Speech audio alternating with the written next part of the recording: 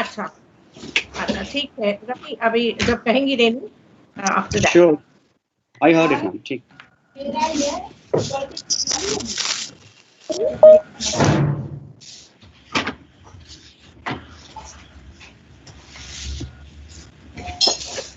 Ma'am, it's YouTube live, ma'am. okay Good morning, everyone, and a very warm welcome to all of you on the second day of the FDP training workshop on Geo-Spatial Technology, Inclusive and Accessible Disaster Risk Reduction, organized by Shyama Prasad Mukherjee College, University of Delhi, in collaboration with National Institute of Disaster Management. My name is Ravi Kant, Assistant Professor in the Department of English. I'm also one of the members of Enabling Unit of our college. I will be the moderator for this session.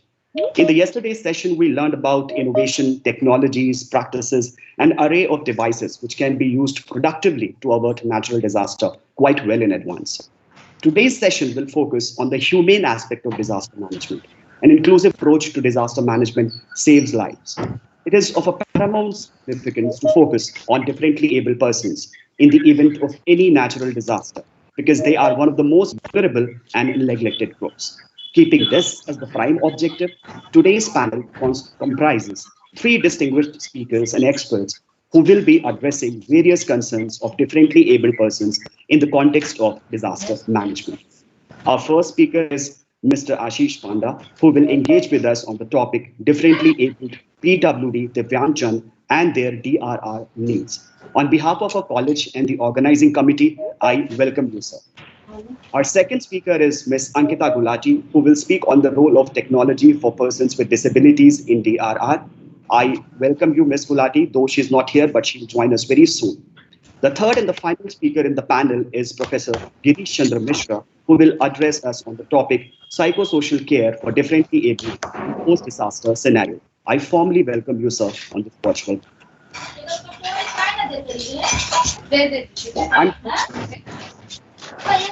I request everyone else to mute themselves, please. Yes, I request everyone, please. Okay. I'm certain that the speaker's insight and expertise into the matter from the point of view of differently able persons will definitely help our institution to minimize the risk in case of any eventuality. I hope the session to be an engaging one for all the participants.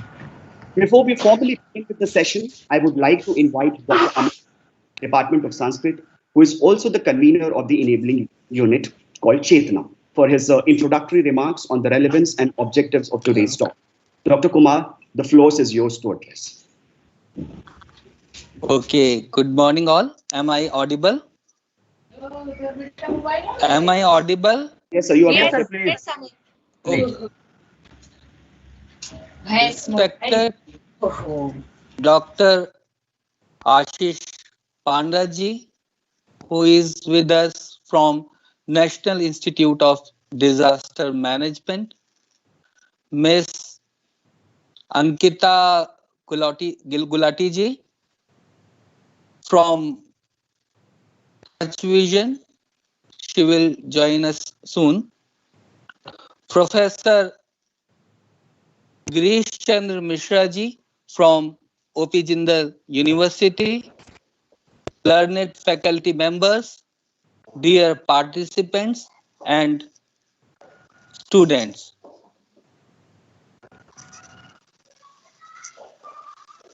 On behalf of Enabling Unit Chetna and SPM College, I welcome you all on the second day of this workshop.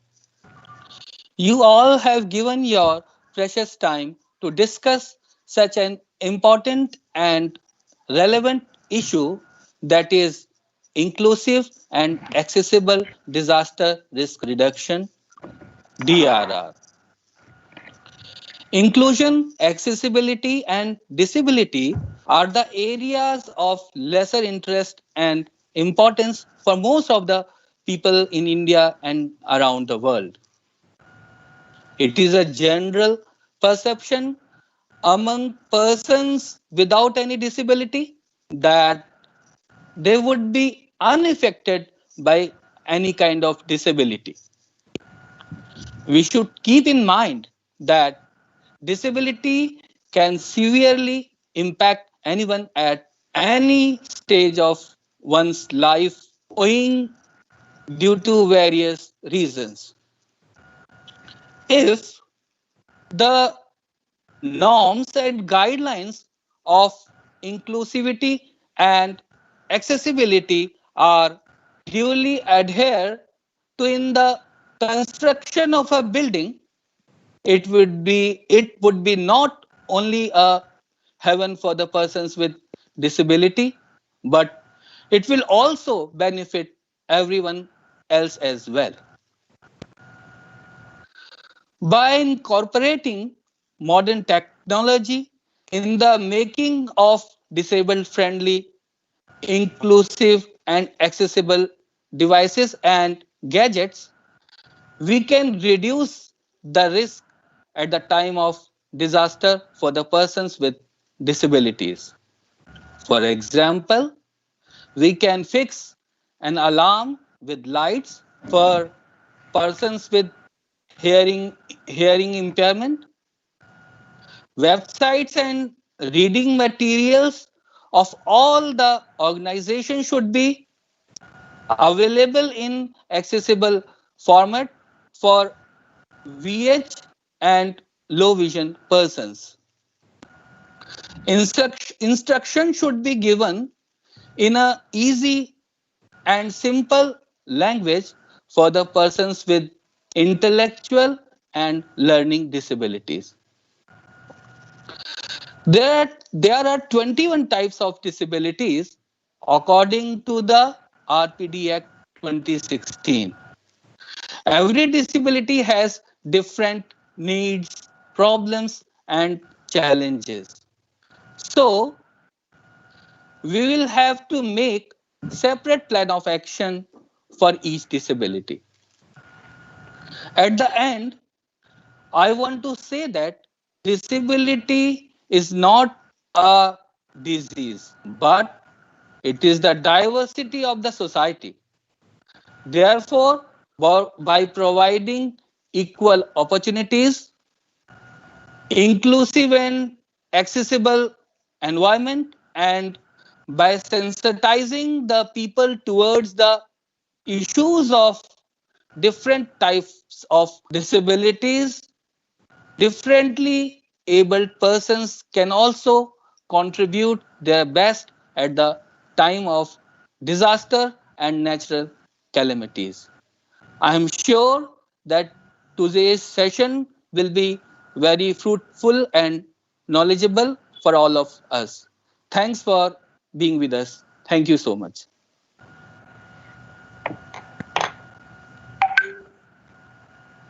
Thank you, Dr. Kumar, for opening the session with your insightful introductory remark on the need for inclusivity in disaster management program. Thank you once again, sir. In an organization, for a successful completion of any event, the assistance and cooperation of the head of the institution is prerequisite. We are privileged and fortunate to have such a dynamic head of the institution, our respected principal, Dr. Sadhana Sharma. Though she is not present virtually here, she has given her unconditional support and blessings for the successful completion of this event. So we move ahead with our first speaker. We are honored to have our first speaker. I welcome Mr. Ashish Panda, sir, who is faculty ECDRM division at National Institute of Disaster Management, New Delhi. He is a Central Secretariat Service officer and MBA in disaster management. He's pursuing PhD in climate change field. He has more than 6 years working experience in the disaster management division of MHA. He joined NIDM as faculty member in September 2019 and is looking after the forestry, biodiversity, and animal inclusive disaster risk reduction section of ECDRM division of NIDM presently. I would like to invite Sir to open the session. Sir, the floor is yours to address. Thank you, Ravi. Thank you so much for your kind words. Kindly permit me to upload my presentation, please. Sir, you can, sir. Yeah, I'm doing that. Okay, sir.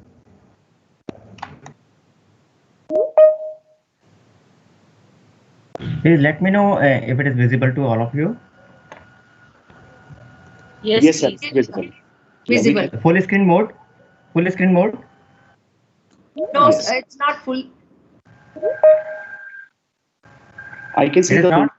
It's visible, ma'am. It's visible, ma'am. It's visible, yeah. Okay. So thank you. Thank you for having me here and giving me this opportunity to speak on very important aspect of PWDs, that is persons with disabilities or rather differential abilities and their DRR needs. We are into the second segment of our this program. First day we talked about various science and technology innovations with respect to DRR, GIS, GPS, GNSS and things like that, geospatial technologies. And we are into the second segment that talks about the inclusiveness and accessible approach with respect to disaster risk reduction, especially related to the disadvantaged groups with regard to that. Ravi sir rightly mentioned that this is the human face of disaster risk reduction, and that way we are moving into this segment. And Dr. Amit rightly mentioned that there are 21 specific disabilities that has been mentioned in recently this published 2016 our this act, and accordingly for every specific disability there should be different plans and policies with respect to that. And then scientific gadgets tools should be there in such a fashion that they are going to help specific needs of disadvantaged groups. In my presentation I will try to relate to some of the leading technologies with respect to how the disadvantaged groups can be benefited. If we talk about the SFDRR, that Sendai Framework for Disaster Risk Reduction, one important aspect with respect to that is we have to lessen the impact of disasters in present times. We are living in a multi-hazard time, and multi-stakeholder approach and the holistic approach has been adopted. But we have to reduce the mortality, and in reducing mortality, the vulnerable section we have to give specific attention about, and rightly said by our Honorable Prime Minister in his 10-point agenda with respect to disaster risk management, that we have to go for risk mapping for each and everybody. Nobody should be left behind. So this should be the beauty, the motto of a very good disaster management plan in any of the sectors, that we should not leave anybody behind in our disaster risk management processes. Having said that, I start my presentation with one very important quotation by Robert M. Hensel, one great poet. He said that probably the psyche of this PWD, it is not physically as such more than it is inside our minds. There is no greater disability in a society than the inability to see a person as more. When we start putting this segment of our society in a different zone right from the very beginning, when we start pitying them, then that is the start of the problem right from there. So we have to change our mindset. So if we talk about the DRR, basically we are living in a multi-hazard times, and we are on year-to-year basis, the increasing trend of disasters, the climate change patterns, climate crises, and its impact on our economy and things like that. This pandemic, unprecedented kind of biological disasters. We had in 1900s that plague of those times, then that flu and things like that. And 100 years after, we are facing this pandemic kind of a thing, which has devastated the leading economies in across the globe, and millions of people have died. So that way we have to go for disaster risk reduction. That is basically those kinds of practices, measures, and strategies which reduces the impact of the disasters. Hazards will always be there. Disaster will culminate in any fashion, but we have to lessen the impact.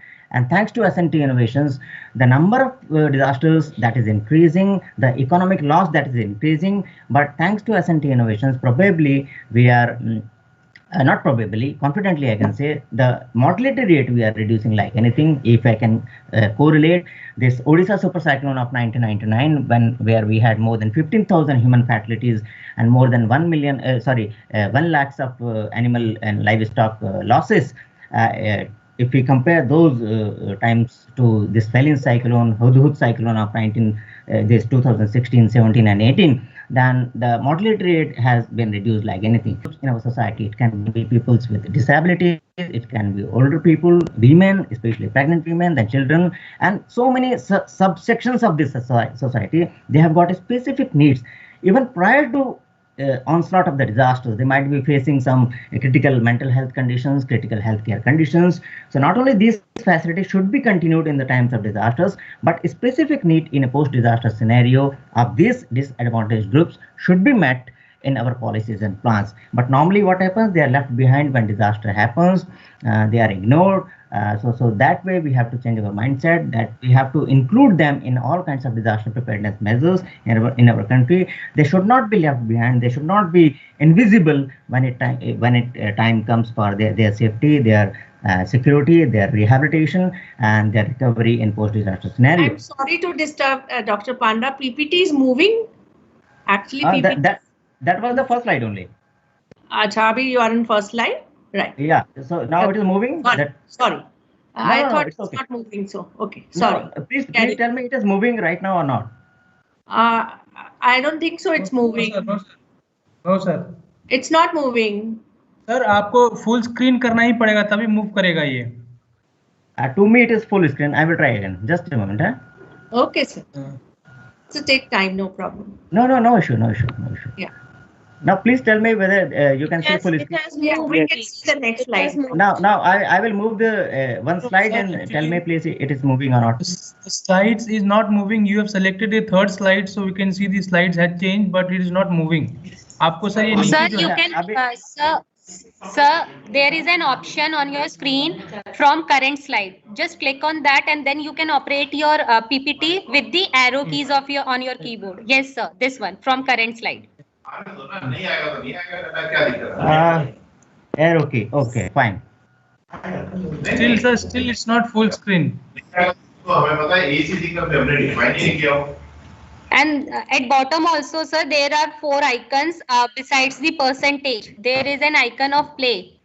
In case you play that also, your screen, the PPT will cover the full screen. I will upload again, please. I'm doing that. Probably there lies the problem.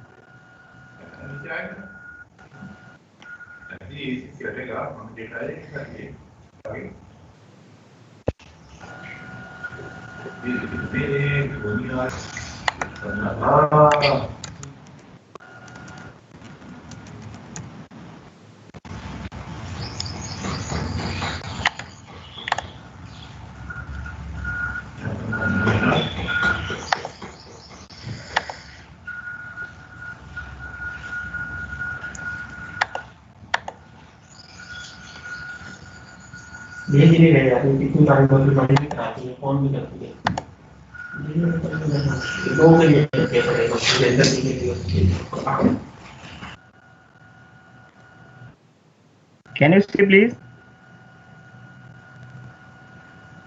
Hello? It's not visible. No. It's not visible? Yes, sir. It is visible. Yes. Sir, it's not moving. So try to move. We'll find out. And it's not full screen. Akash? Now it is moving? Sir ये full screen mode में नहीं दिखा रहा है, पता नहीं क्यों. What is the issue? Sir यहाँ से सर नीचे 4 आइकन है ना, नीचे 70% है ना सर आइकन. हाँ चलिए ये अभी बताइए, अभी मूव हो रहा है सर. उसके लेफ्ट में जो आइकन है वो आप क्लिक कर दीजिए सर.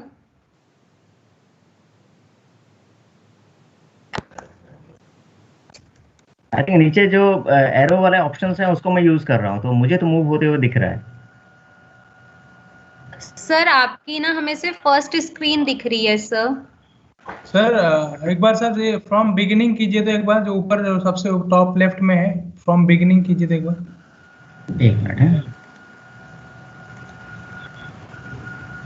टॉप लेफ्ट में.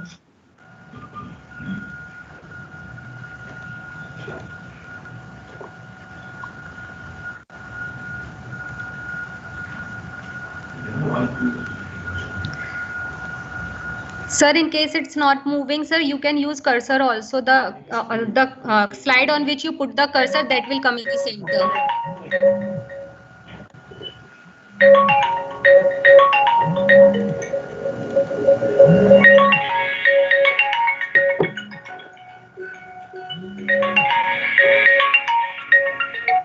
Hello hello.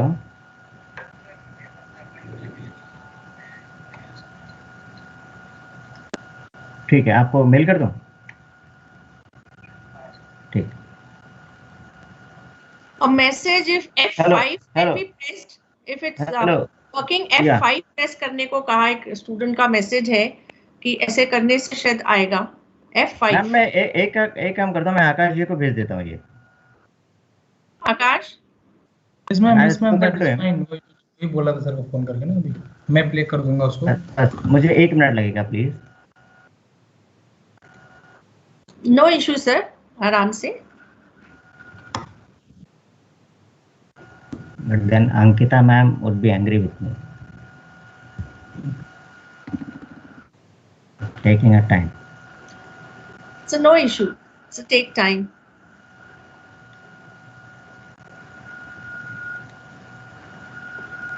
आकाश चेक करिए। जी सर, एक सेकंड।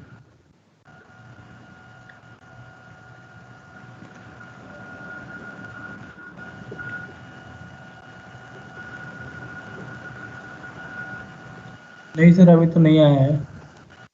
हाँ मैंने भेज दिया यहाँ से, हैं आप देख लीजिए।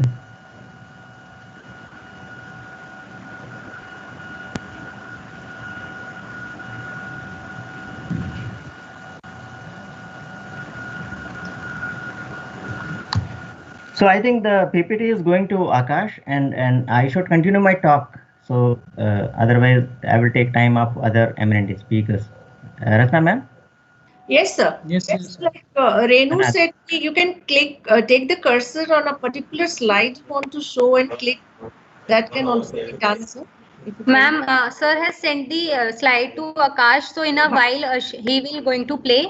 So that will be fine, ma'am. Sir can continue with his talk. Yes sir. Meantime, yes sir, please continue. Just a minute. Sir mail आया नहीं सर अभी तक। हाँ वही वो मेरी तरफ से सेंड चला गया है, because of that internet thing, it is roaming like anything. हाँ सर, आप तो कंटिन्यू कीजिए तो। Sir, till then you can, sir, open up your PPT and put the cursor on that PPT. That will come, the PPT on which you are talking. उसको आप करेंगे वो centre में आ जाएगी sir. Just click that PPT. In case it's not playing. तब तक आप अपनी स्क्रीन शेयर कर दीजिए. Once Akash will get the PPT, he will play. As we are able to see your screen, sir, so we can also able to see the PPT. Should I rejoin once? No sir, there is no need sir, because all thing is working fine. The matter is a key is not working. Just a minute. Give me 1 moment, huh?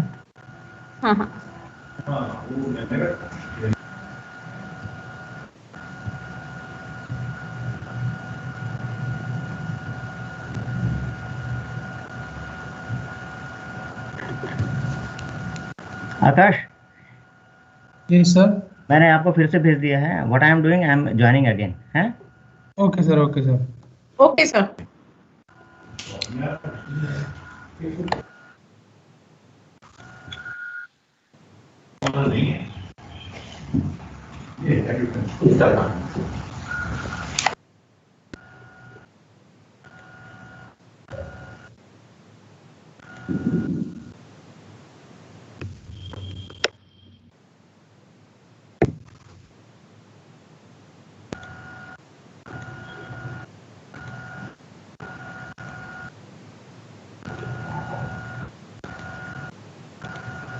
Ankita ma'am has joined us, so I'm giving Ankita ma'am the rights and making her presenter. Fine.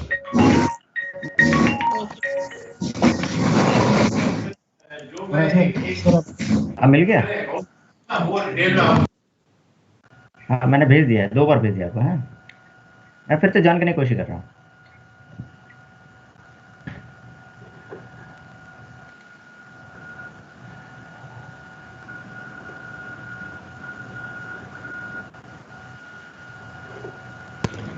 A very good morning, Ankita ma'am.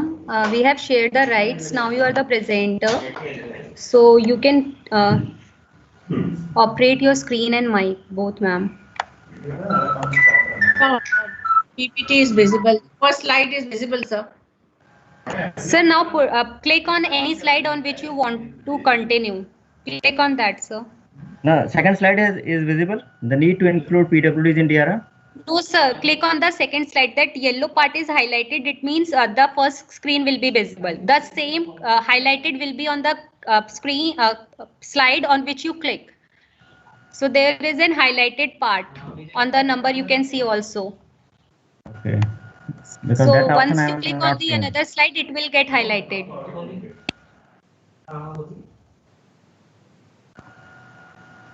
It's moving in my laptop, but probably you people are not in a position to see. So in any case, I should continue my talk, and Yes, sir. You should. Akash, I have sent it to you. The moment you get to see it, please upload it. Okay. All right, sir. Okay. Thank So you. I have not yet received the mail, sir.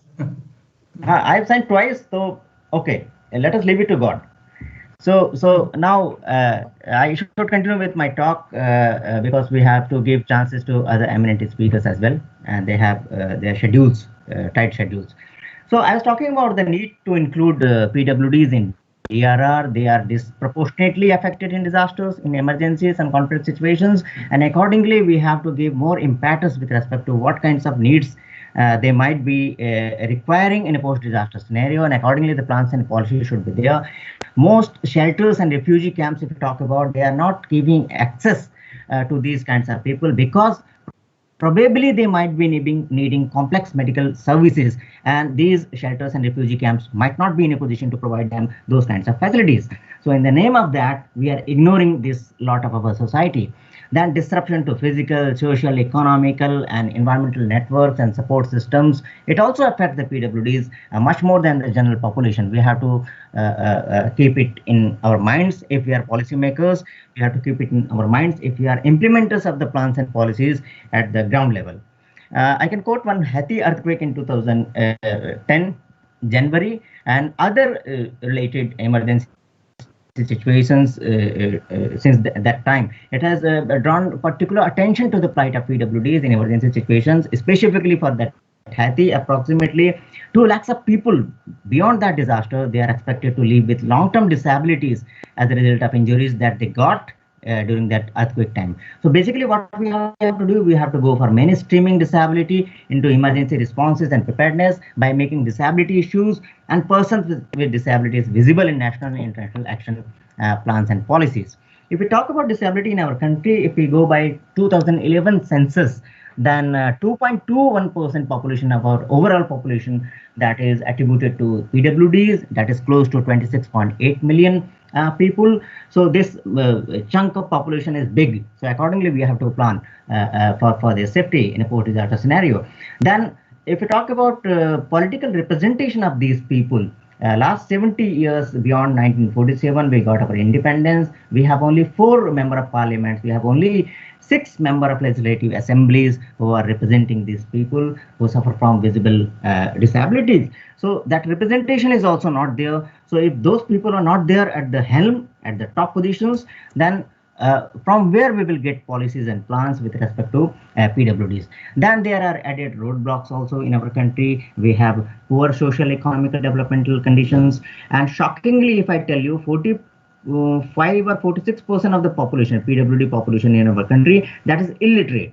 So it makes more difficult for them to build back better. That is the motto of the Sendai framework of disaster risk reduction. They find it very great difficulty in having fulfilled lives in a post-disaster scenario. Then there is close interlinking or correlation between poverty and disability. A large number of PWDs are born into poor households. Pregnant mothers in poor families lack care, and the systematic fallacies lead to medical complications.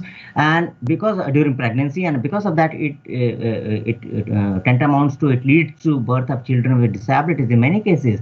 Then another report says 69% of the total population of persons with disabilities in our country that resides in rural areas. In rural areas, we are probably not providing them the safety measures or the medical health care facilities to these pregnant women. And accordingly, this rate of increase of PWDs in our country, we are not in a position to stop. Then issues, if we talk about the PWDs they face, that institutional bottlenecks are there, plans are there, policies are there, but because of lack of awareness, because of care, because of good and accessible medical facilities, we are not in a position to provide them the need, the requirements they require. Then there is lack implementation of plans. One good plan of government of India is Accessible India campaign. आप अपने आसपास की कोई भी building देख लीजिए. Hello. Sir आप अपना शेयरिंग स्टॉप कर दीजिए, मैं अपना यहाँ से शुरू कर देता हूँ sir. Fine please. Sorry So it's perfectly fine, sir. No problem. So we enjoy the presentation, and so it's. But if that power lies with me, then I will enjoy more. So yeah, that's now I am troubling. Is it visible now? Yeah, this one is visible if you are presenting it. Yes, ma'am. Is it visible? Akash, please go to the third one.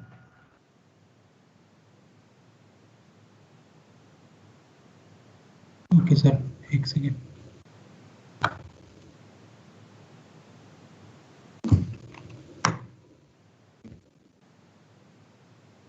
ठीक है sir. हाँ बिल्कुल, आगे थोड़ा जाइएगा please. Sorry Akash, troubling you. Perfect Akash, it's visible on full screen. Nice. Okay. Yeah. Okay. So carry on. Yeah. Carry on. Next slide, please, Akash.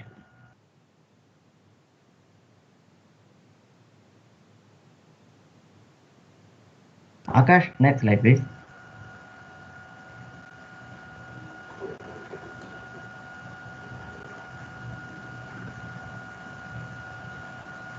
Akash. Akash unmute कर लीजिएगा।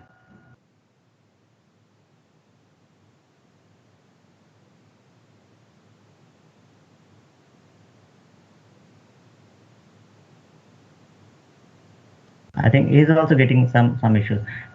Rachna ma'am. Yes, sir. I mean, he can continue with the flow that he understands that these are the slides, and here I continue with my talk. So whatever you feel convenient, so please go ahead. So I am worried about the participant. They should be seeing that particular slide what I am talking about. That's true, sir. Yeah. Sir, is it visible now? Akash, it is visible. Yes.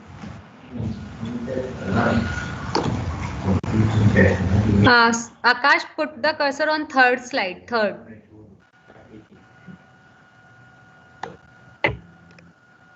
The next one. It gets stuck whenever I am trying to. Okay, some technical issues. Please allow me to continue like this.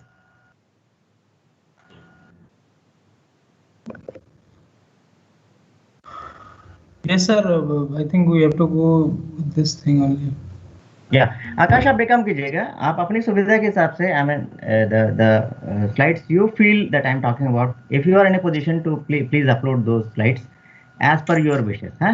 So here I continue with my talk. Ratna ma'am, is that okay? Yes, sir. Fine. Yeah, perfect. Yeah, fine. So I was talking about some issues that is being faced by PWDs in our day-to-day life, then that lacks implementation. I talked about very important scheme Government of India recently launched, this Accessible India campaign. All the infrastructure buildings that we are having, we are moving from the tech developing nation to developed nations. आपका अपना college आप देखिएगा, क्या उन ऐसी इमारतों में we are providing those kinds of facilities for access to PWDs. Probably we have to seek answers for these kinds of questions.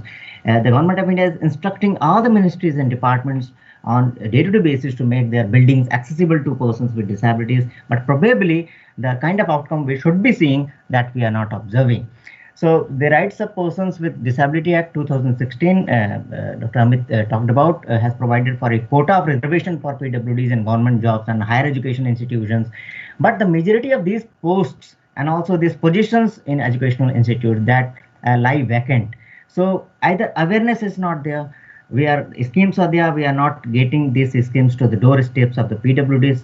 It is futile to expect them to come to the schemes and the institutions. Rather, we should approach to their doorsteps, providing these kinds of schemes and things. Then only things will change.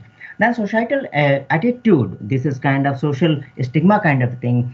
The moment we start using terms like sympathy, pity, and things like that, then we start treating these sections of our society as third-rate citizens. Like हम एक महिला college में ये programme कर रहे हैं, हम नारी शक्ति की बात करते हैं. छोटा सा एग्जाम्पल दो, रिलेट करता हूँ PWD के साथ में. तो जैसे ही हम उन्हें फेयर सेक्स कहना शुरू कर देते हैं, वीकर सेक्स कहना शुरू कर देते हैं और दया की दृष्टि से देखना शुरू कर देते हैं, आप कितने भी प्लान्स और स्कीम्स बना लीजिए, आप उनको वो इक्विटी बेस्ड पार्टिसिपेशन या लीडरशिप जिसकी बात ऑनरेबल प्राइम मिनिस्टर करते हैं, वो हम उन्हें प्रोवाइड नहीं कर पाएंगे, है ना। तो उसी तरह पीडब्ल्यूडी जो हैं उनको थर्ड क्लास सिटीजन रेट करना बहुत ही गलत है। साइक of significant mass which considers PWDs as a liability, and that is why post disaster scenario हम क्या करते हैं, कैंप्स शेल्टर्स में इन्हें अलाउ नहीं करते हैं क्योंकि इनकी स्पेसिफिक नीड्स हो सकती हैं, probably we are not a position to provide those facilities. तो ये जो डिस्क्रिमिनेशन जो हमारे माइंडसेट में है, I started with my first slide the beautiful quotation that ये हमारे साइक में है कि हम जो डिस्क्रिमिनेशन इनके खिलाफ करते हैं वो that leads to they are not getting their dues in terms of the kind of care in a crisis situation.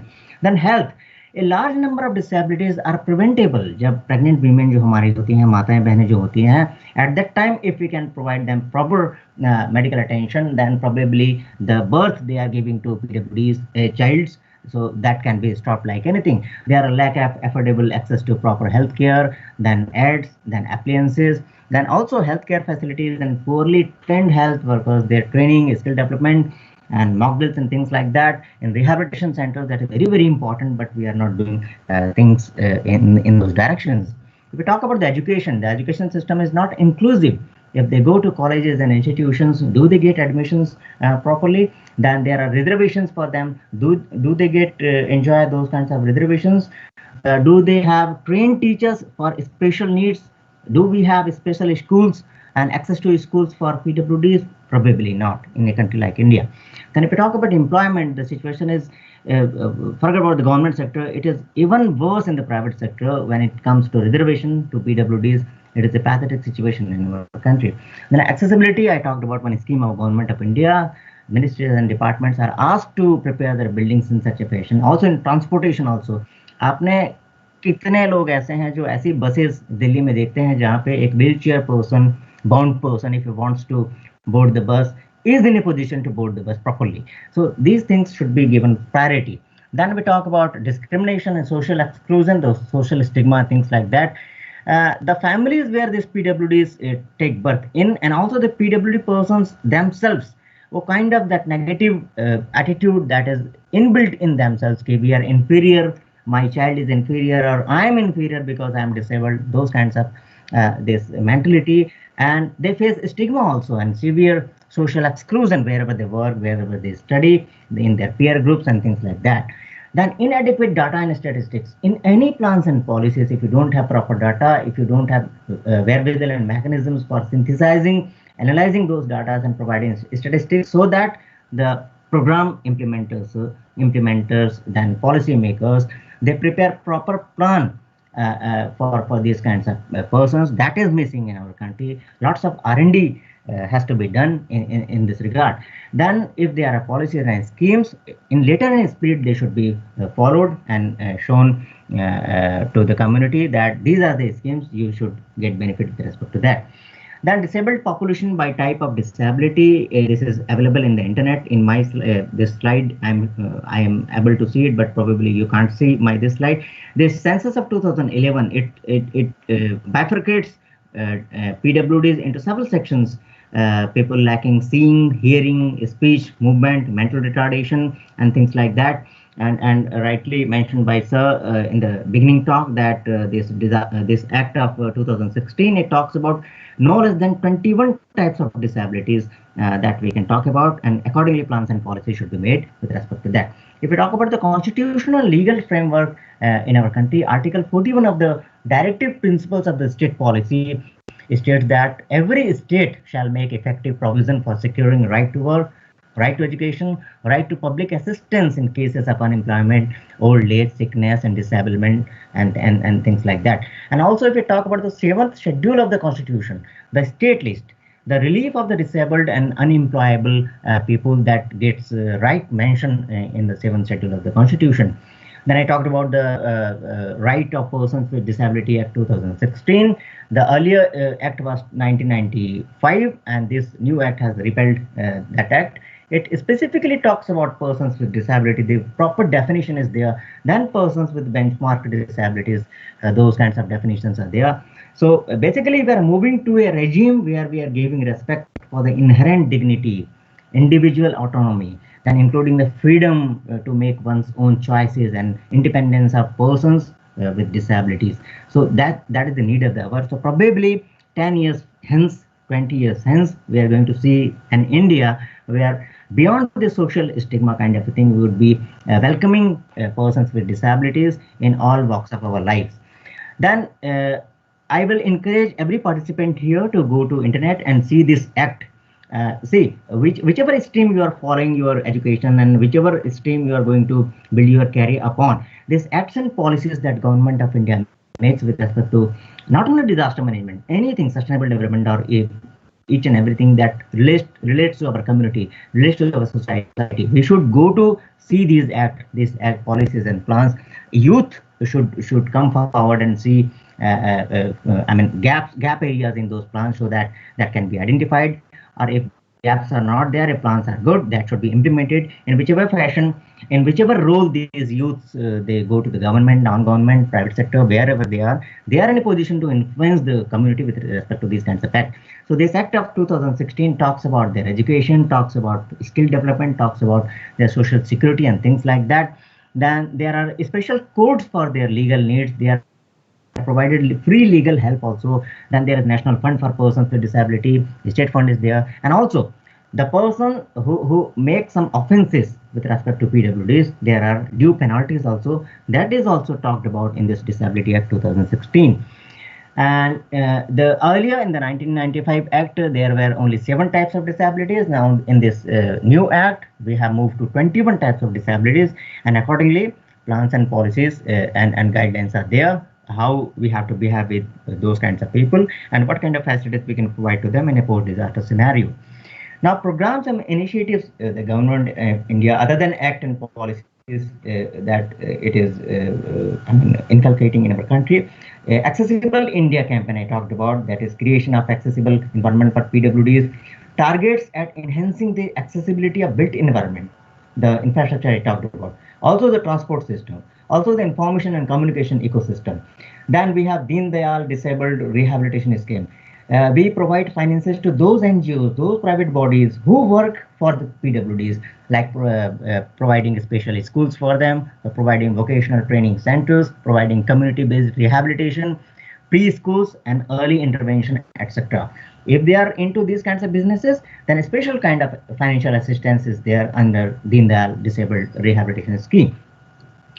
Then under assistance to disabled persons for purchase, fitting of aids and appliances, the plan is called ADIP. So we have to provide these schemes, plans and things at their doorsteps. These new science and technology innovations we have to provide to these disabled persons freely, not freely, but easily accessible to them at their doorstep. They can buy these things, and whenever they need financial assistance to get these technical aids, and that is also provided under this scheme. Then there is National Fellowship for Students with Disabilities. Nearly 200 fellowships per year we are offering to bright PWD students, and everybody should take utilize these kinds of schemes that is available. Then many schemes are there of the National Trust for Welfare of the Persons. Due to paucity of time, I can't cover these things. If we go global, then United Nations recently came out with first ever guidelines on access to social justice for PWDs. Specifically, it mentioned 10 principles with respect to that. PWDs shall not be denied access to justice. The facilities and services must be universally accessible and things like that, so on and so forth. I will leave my presentation with all the participants. They can go through all these 10 important principles that UN first time came with respect to providing access to social justice for the persons with differential abilities. Then United Nations again came up with one convention on the rights of persons with disabilities. It is called UNCRPD. It was adopted in 2006, entered into force in 3rd May of 2008. Two important beautiful things it came about. One thing, it created the United Nations Committee on the Rights of Persons with Disabilities. It monitors how states implement the CRPD by making observations on reports submitted by states. Another beautiful thing, some states have also signed an optional protocol on CRPD. It is called OPCRPD, which allows individuals or groups to submit complaints to the CRPD committee who believe their rights have been violated. So globally, we are moving in that direction. Come to India. As per Disaster Management Act 2005, National Disaster Management Authority is envisaged with making plans and policies and guidelines with respect to any matter of disaster risk management. So in September 2019, it came up with the guideline with respect to National Disaster Management Guidelines on Disability Inclusive Disaster Risk Reduction. It is famously called DIDRR 2019. So it is available in the NDMA website. You can search www.ndma.gov.in. From even NIDMA, this website, you can move to NDMA and search for this guideline. This is a very important guideline.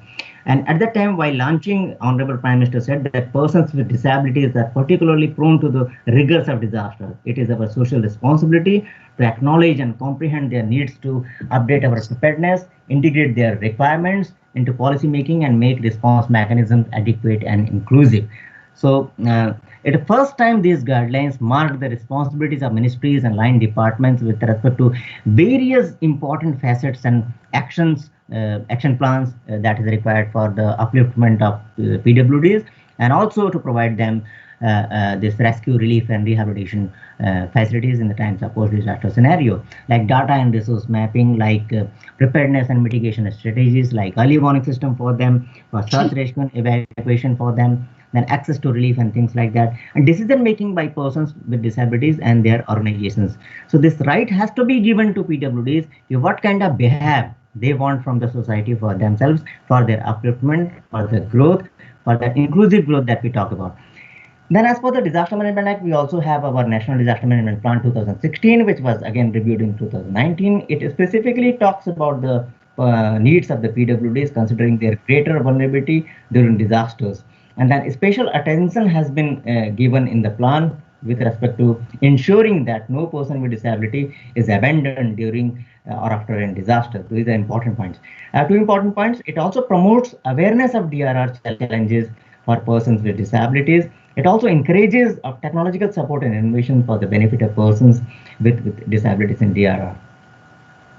Then again, another important aspect of department of empowerment of persons and disabilities, UDID. This is unique identification, ID for the disabled persons. This is one platform or one window, you can say, where we provide kind of identification of these persons so that they can be associated with all kinds of developmental schemes and plans of the Government of India with respect to their upliftment. It provides disability certificate also. One very important aspect with respect to PWDs is, I am 40% disabled, I am 60% disabled, I am 70% disabled.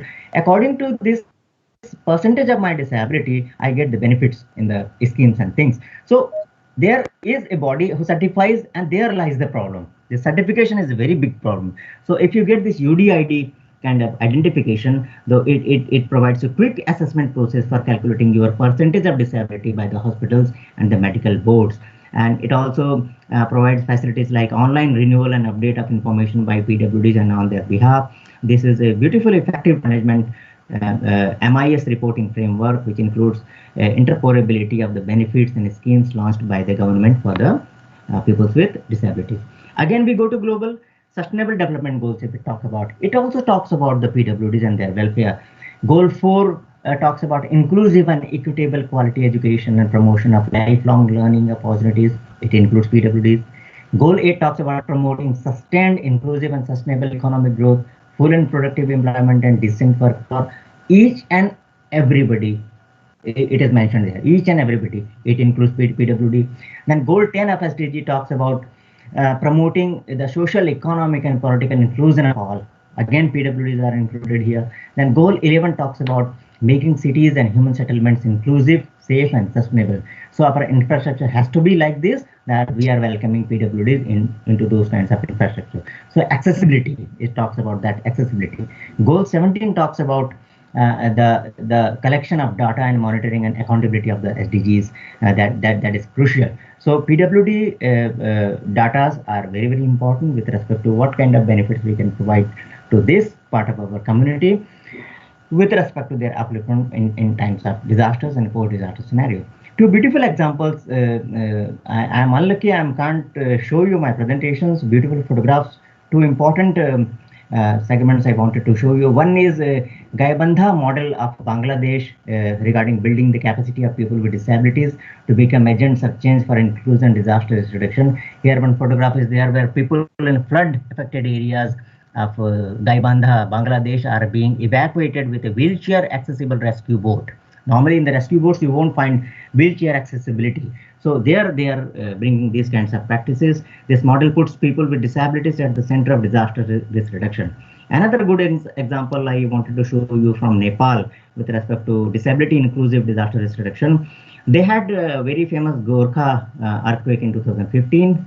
Thereafter they came up with a plan of post-emergency response implementation plan that is called PERIP. It addresses long-term needs of earthquake-affected communities, including PWDs.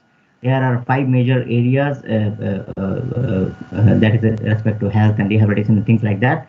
I won't cover much with respect to that. Then enhances capacity of partner organizations, NGOs and government who are specifically working on the disability inclusive development.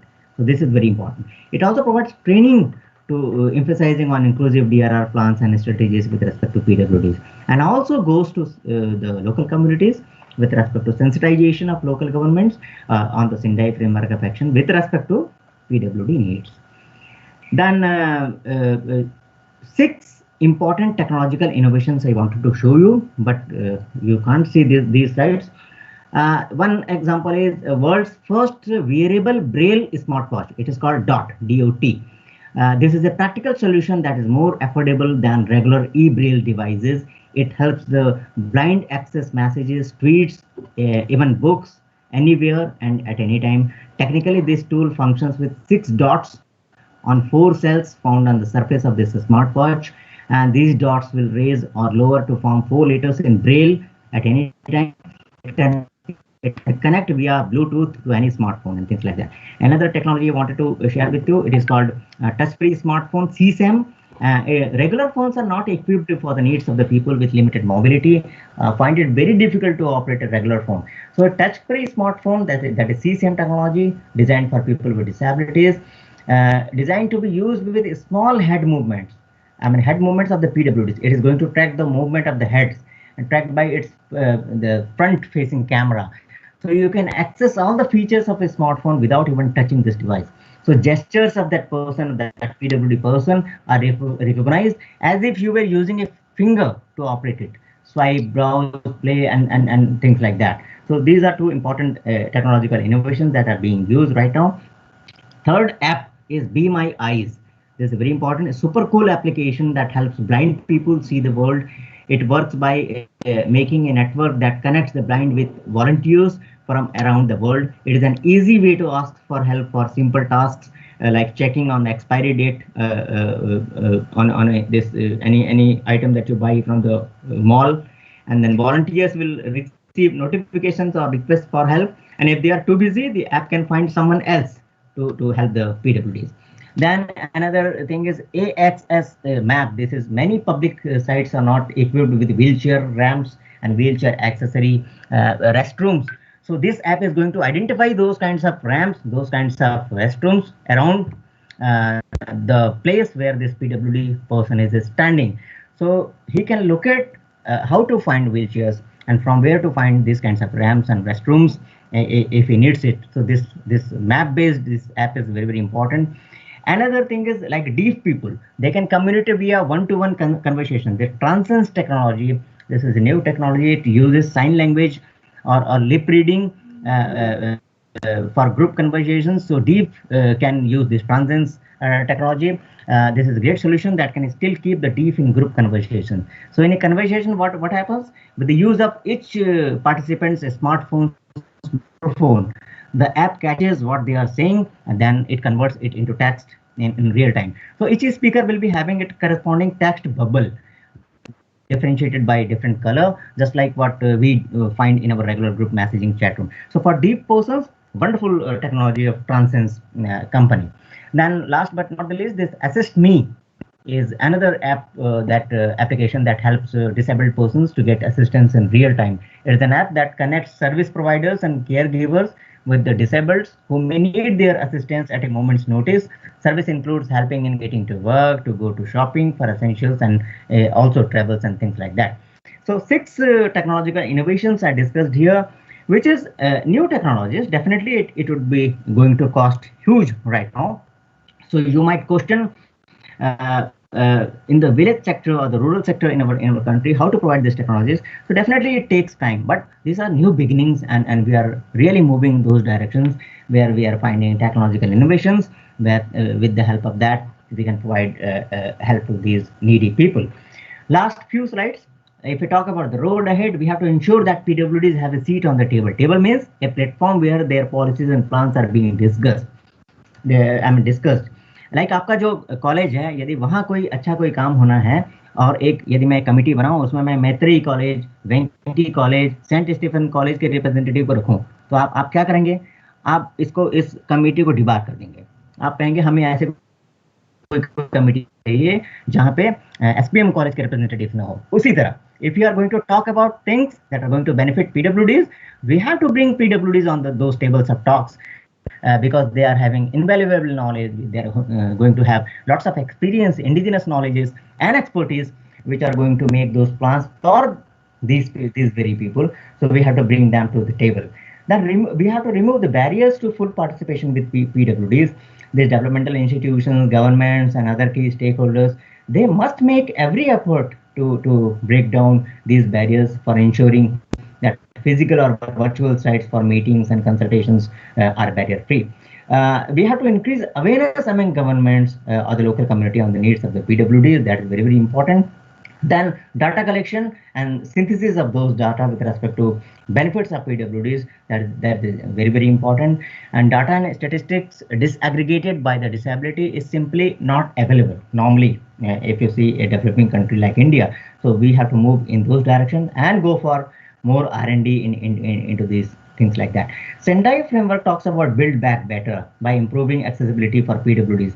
Recent this GFDRR report of building back better pointed out that there is a need to ensure that reconstructed infrastructure is not only more resistant to future hazards, but also more inclusive of vulnerable population, including PWDs, including other disadvantaged groups of our society like elderly people, pregnant women, or children, and things like that. Then community-based rehabilitation, that is very, very important. And it should include all the segments of welfare of the PWDs. Community being the first responder, this is our responsibility to teach them, to give them training, their skills developed, their capacity developed in such a fashion that they can relate to disasters, they can lessen the impacts of disasters in the golden hour in a post-disaster scenario. But all those efforts should include the segment of welfare of the persons with disabilities. Then increasing public awareness and understanding disabilities so that social stigma touch will not be there, and people should come forward to relate to these kinds of issues and try to provide any kinds of help with a sympathical way, but don't sympathize too much. Give them proper credit, give them proper attention, and give them proper. They can stand next to us without feeling any inferiority and things like that. Then states have to come forward to collaborate with the central government, with the other subnational governments and the district government with respect to awareness regarding how we are going to provide care to our pregnant mothers, and good and accessible medical facilities can be provided to them, especially in the rural heartland of our country, so that they can give birth to healthy children, and these persons with disabilities population can be lessened like anything. So at that moment, at various beginning phase, we can stop this kind of medical emergencies. Then we also need genuine intent when we are talking about persons with disabilities. We should be seen in such a fashion that they can confide with us, they can talk about their issues with us. I mean, we should be seen as a compassionate kind of a person who are really interested into their problems and things like that. So merely using the word Divyang or merely using the word differently abled is not going to change the psyche of the masses towards persons with disabilities. It is critical that the government work with civil society and individuals with disabilities to craft an India. I can dream this kind of India where everyone feels welcome and treated with respect regardless of their disabilities. Last two slides. If we talk about the education, we have to provide them proper teacher training, proper schools with respect to that, inclusive kind of education with the regular educations, then more special schools, and ensure educational material in differently abled children. Like sir mentioned in the beginning that all the educational material should be in Braille also for I mean persons who can't see. Then access, if we are talking about road safety, safety in residential area, public transport system, everywhere we have to provide them easy access and safe access. Then policy intervention is very, very important. More budget should be provided for welfare of disabled, and disability budgeting. आपने gender budgeting तो सुना होगा, disability budgeting भी इस line में हमें बनाए जाने की जरूरत है. Then prevention is better than cure. So comprehensive newborn screening program should be there. It seeks early identification of defects in infants and reduces the state's burden on the disability.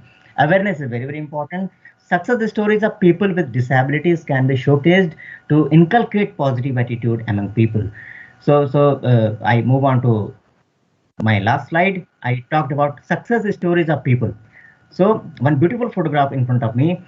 This is a lady. She holds an MBA in marketing from Delhi University. Delhi University's Faculty of Management Studies, that is FMS.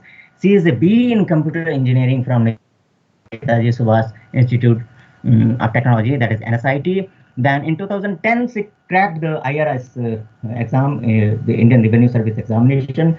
But because of her disability, she was not given any posting for 2 years. She fought in the courts and she won, and then she joined IRS, Indian Revenue Services Officer. My story is not yet complete. In 2014, she again appeared for the civil services and she topped the examination. Her name is Ira Singhal, you might be knowing. So these are the leaders, these are the persons, these are the torch bearers who showcase that they are no less inferior with us. There are so many people among us who couldn't clear the civil services examination. This lady is live example how we can little hand holding if we can provide to persons with disability with dignity, with respecting their views and values. Probably they are going to outsmart us as far as achievements are concerned.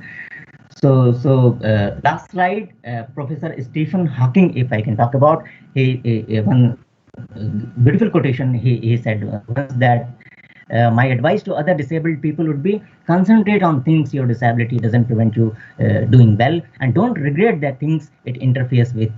Don't be disabled in spirit as well as physically. So that was my presentation. Thank you so much. This disability word, the first 3 alphabets, DIS, we have to cut it down and showcase that these people are with lots of potentials, lots of ability. We have to only handhold and see them with compassion. Thank you so much. Thank you so much, sir, for your insightful comments on the significance of the inclusivity of disabled people and the need to have a holistic approach in order to change people's stigmatic perception about vulnerable groups. And this approach should not only be restricted to persons with disability, but it also extends to women, children, and other socially marginalized, disadvantaged, and excluded groups of our society. You also intimated us about the special needs of persons with disability during eventualities and post-disaster scenarios as well, such as establishment of refugee camps and rehabilitation centers. If not taken care, it may lead to cumulative physical hazard for persons with disability. You also rightly pointed out the lack of political will and representations to bring into a number of institutional policies and schemes. However, the scenario is gradually transforming, as you yourself mentioned, with initiatives like Accessible India campaign and initiative of Government of India. So briefing the Rights of Persons with Disabilities Act, you also emphasized on global and local initiatives and practices with the numerous illustrations, I must say, that can only be effective and useful when we are socially responsible. You also exposed us to a number of innovative electronic devices and applications such as smartwatch, touchscreen, smartphone for persons with disabilities. Thank you once again, sir, for such a plethora of valuable information. We are moving to our second speaker. The second speaker on the panel is Ms. Ankita Gulati, who has assisted the enabling unit of the college on several occasions. Ms. Gulati immensely helped us in procurement and installation of the QR code reader-enabled Braille classroom number plates in the college, which has really made the classroom accessible, I must say, to differently able students of our college. She is the founder of Touch Vision, an inclusive design and technology enterprise supported by IIT Delhi and IIM Ahmedabad, aiming at social inclusion for 1 billion persons with disabilities globally. She has been honored with National Award for Empowerment of Persons with Disabilities 2019 by the President of India for development of affordable assistive technologies. She is serving as the youngest subject matter expert with Rehabilitation Council of India. Touch Vision has received support from the Department of Science and Technology, Ministry of Education, and Ministry of Electronics and IIT, and is working with various government bodies and MNCs for dissemination of affordable products to empower people with disabilities. She has recently been honored with National Center for Promotion of Employment of Disabled People, NCPEDP, MPHASIS Universal Design Award. I would like to invite Ankita to begin with the topic of discussion. The floor is yours, Ankita. Ankita ji, welcome. And I'm sorry. Can you I took some extra time. Please unmute. I'm sorry, you had some appointment with somewhere. Please unmute, ma'am. You haven't unmuted yourself. You have to open it. Unmute yourself. Yeah. Am I audible now? Yes, yes, you are audible now. Welcome, ma'am. Perfectly audible. Yes, you can continue. Yeah, thank you so much, Akash sir and Amit sir, for having me here today. And Panda sir, no need for sorries because you have given us quite a comprehensive view of what all we wanted to cover. So I just hope I'm able to share my slides. But apart from the topics which Panda sir has already touched upon, I'll talk more about what we are doing and how we assisted Government of India and state governments during COVID-19 pandemic with the active examples, because sir has covered majority of what we wanted to cover in the technology section. So, yeah, I just hope I'm able to share the screen. Ma'am, when you share the screen, kindly select the PPT from PowerPoint. Ma'am, you will get 4 options now. So don't share the desktop or window. Share your PPT through PowerPoint browsing feature. Yeah, that's perfectly fine. I'm on a Mac right now, so probably I'll have to exit because the permissions are not showing to me. So I'll again join the call if that works. Okay, ma'am. Okay, ma'am. You granted me permissions, but I guess it's not showing up. Ma'am, I yes, think please. the features You can rejoin. Yes. Fine.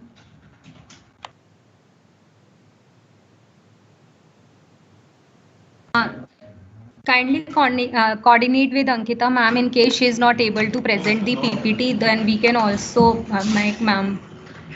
Ma'am, are you able to present now, ma'am? Okay. Perhaps she's trying. We can wait for a moment. She's trying. Okay. Yeah. So I'm not able to see the share option actually. That's pretty good. Ma'am, you are logging from Google Chrome browser? No, I'm using Microsoft Teams, the app on Mac. Ma'am, top right corner, there's a it's the option is just beside the leave option, leave the meeting option. No, I'm able to see the share screen option, but like the panel, the tray is not showing. That's what all I can share.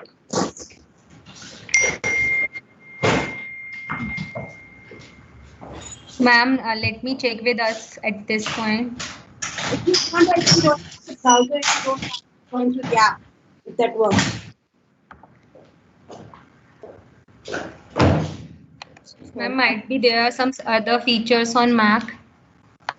No, I mean, I usually use this, so I'll just try leaving it once again and joining through the browser, if that helps. Yes, ma'am. Yes, ma'am. That will be great, ma'am. Acha, Ankita ma'am, you can also share your PPT with Akash ji in case in emergency.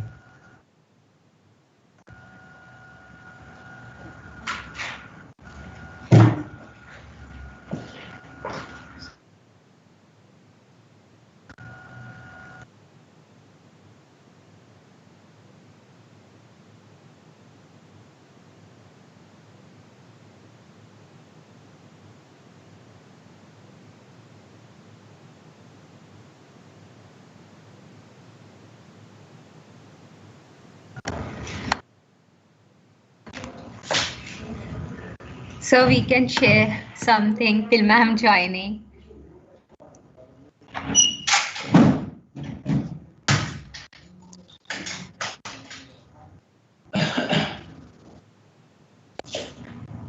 Till Ankita ma'am joins. Sure. Yeah. Dr. Panda. I highly appreciate, you so beautifully incorporated various aspects of inclusivity. I'm sorry, ma'am. I wanted to show each and every slide. I mean, I worked And hard. I those mean, to correct six all the information. technological solutions, are they, available in India, all of them? Yeah, they are available. I mean, I could collect this information from internet only. But see, Yeah. I mean, even they have mentioned prices. So they are coming in some thousands right now. So Yeah. so I can showcase like the mobile I'm carrying right now. See this mobile. Yes. I can quote this example. Last year I purchased 18,000 rupee. But the same features, same mobile of this Vivo, this is now Yeah. available in 10,000 only, because new gadgets are coming every month. So the kind Yes. of technologies I was mentioning, so Yes. in few months time, definitely you will see the prices will cut down, will go down. But again, you're rightly what you actually want to point out, that is we are a country of 138 crore and Yeah. 68% population lives in rural sector. Yes, sir. So when these technologies will reach in bare minimum prices to those masses, so that is definitely going to be $1 million question with respect to a Yes. country like India. So Yes. Yes. right concerns that you have mentioned. Yeah. Yeah, thank you, sir. All the applications of Google and Apple, phone of Apple and Apple products they are they are very accessible. In fact, Sir. yeah, I'm using Apple phone, so it is very accessible. I can do each and everything in the phone. Yeah. Dr. Ankit is from Sanskrit department. Yes, sir. Yes, sir. Yes, sir. We will be honored, sir, if you could kindly say a few couplets, sir. I mean, till Ankita ma'am joins. Yeah, There must be something with no, respect to yeah, disadvantaged groups in no Sanskrit. problem. Yeah. Our shastras say the living that you have earlier mentioned, leaving no one behind. Yes, sir. So in Vedas we say sangachadhvam, sangachadhvam, samvadadhvam, samvo manansi janatam, deva bhagam yatha purve संजानाना उपासते. मतलब संगच्छध्वम संवदध्वम जैसे बोलते हैं कि सब साथ चलें, साथ बोलें. सर मुझे इसका अर्थ joined, I think. सर मुझे इसका अर्थ पता है, आप काइंडली आप बता सकते हैं इसका अर्थ. 2 मिनट लगेगा, उसके बाद अंकिता मैम. या तो हम साथ चलें, साथ बोलें और जो भी हम सब कुछ करें मिलकर करें, इसका इन शॉर्ट यही मीनिंग है. और जैसे Ankita has joined, I think. Yeah, Ankita ma'am, please. Ankita has joined us, making her presenter. Ma'am, please raise your hands. There is an icon, ma'am. Raise your hand so that I can see you.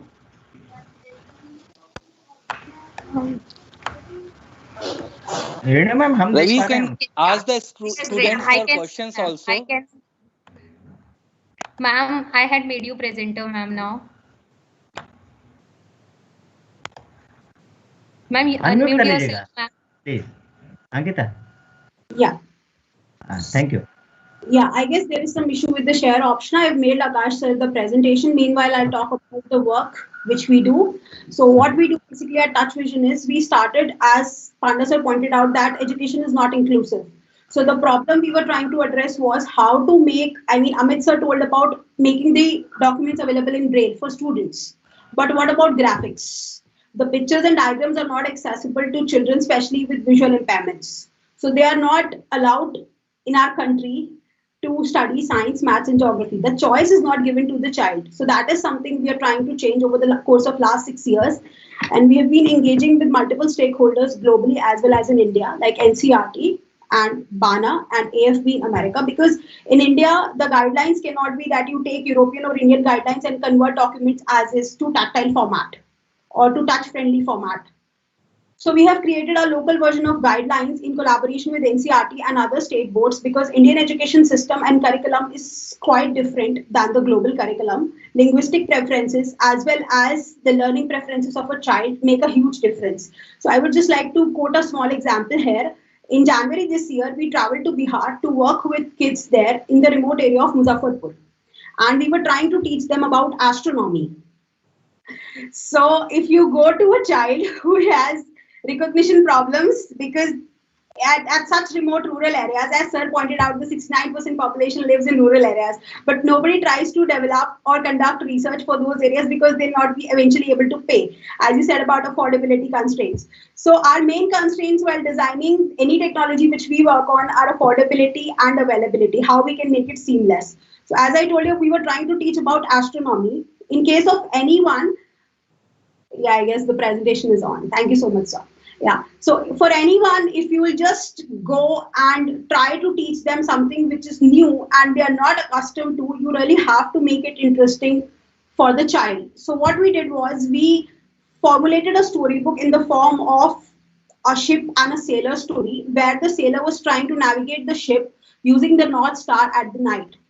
So there was a girl called Khushnuma, she's 12, and like apart from the linguistic constraints, she was not able to mingle with us, and through our technology we offer tactile as well as audio in the device. So we offered her Hindi audios, but still she was not like comfortable with the overall role of technology. So there the training also becomes very important. We emulated some of the sounds from the device itself to make her comfortable, and within the span of 15 minutes she understood that how people find direction using the natural cues during the night, and she was asking us that how can she find directions during the day.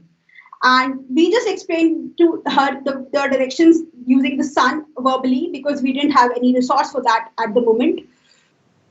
And the next thing which happened amazed us a lot. The next time we visited the same school after a span of 4 days in Muzaffarpur, she heard me talking to someone from the admin department, and she came towards my direction and she was like, Ankita ma'am, you're standing on my north. How are you doing? How is Bihar?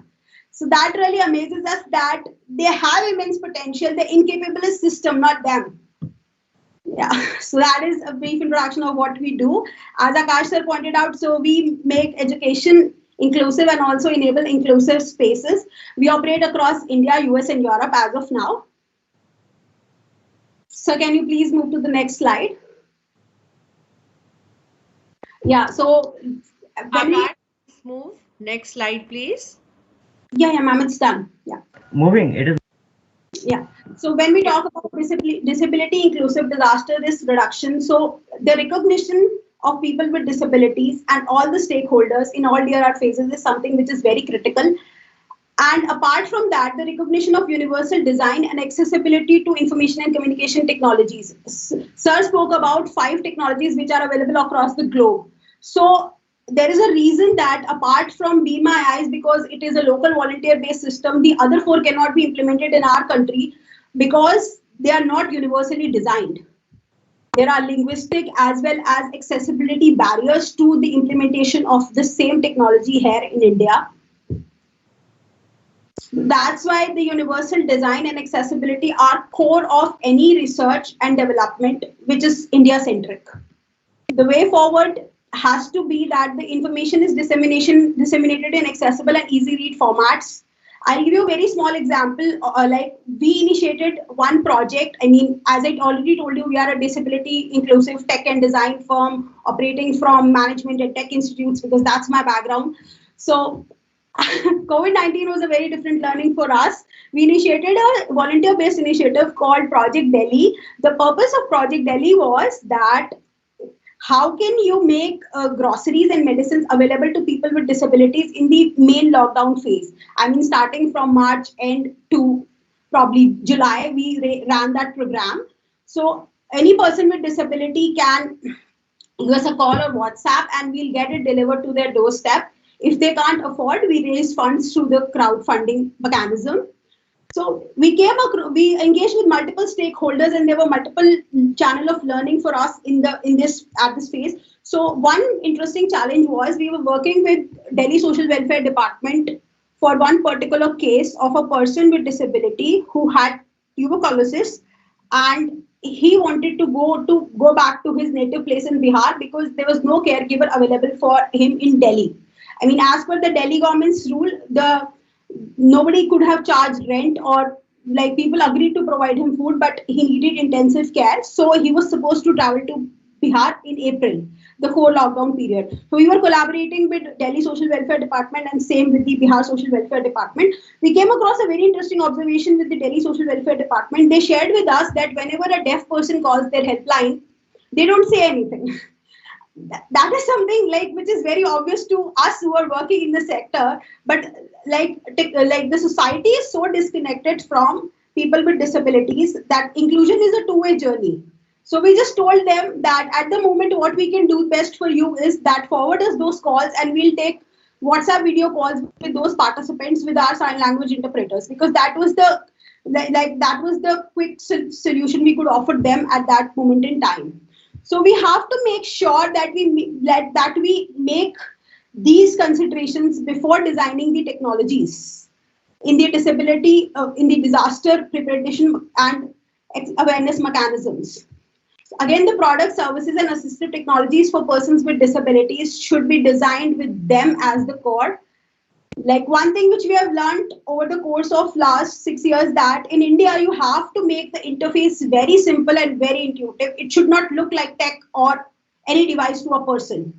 They should be comfortable using it, carrying it. First of all, it should look good, because our assumption is that a person with disability will carry 10 devices in his or her bag, weighing in kgs. That is not going to happen, and it has to really look good.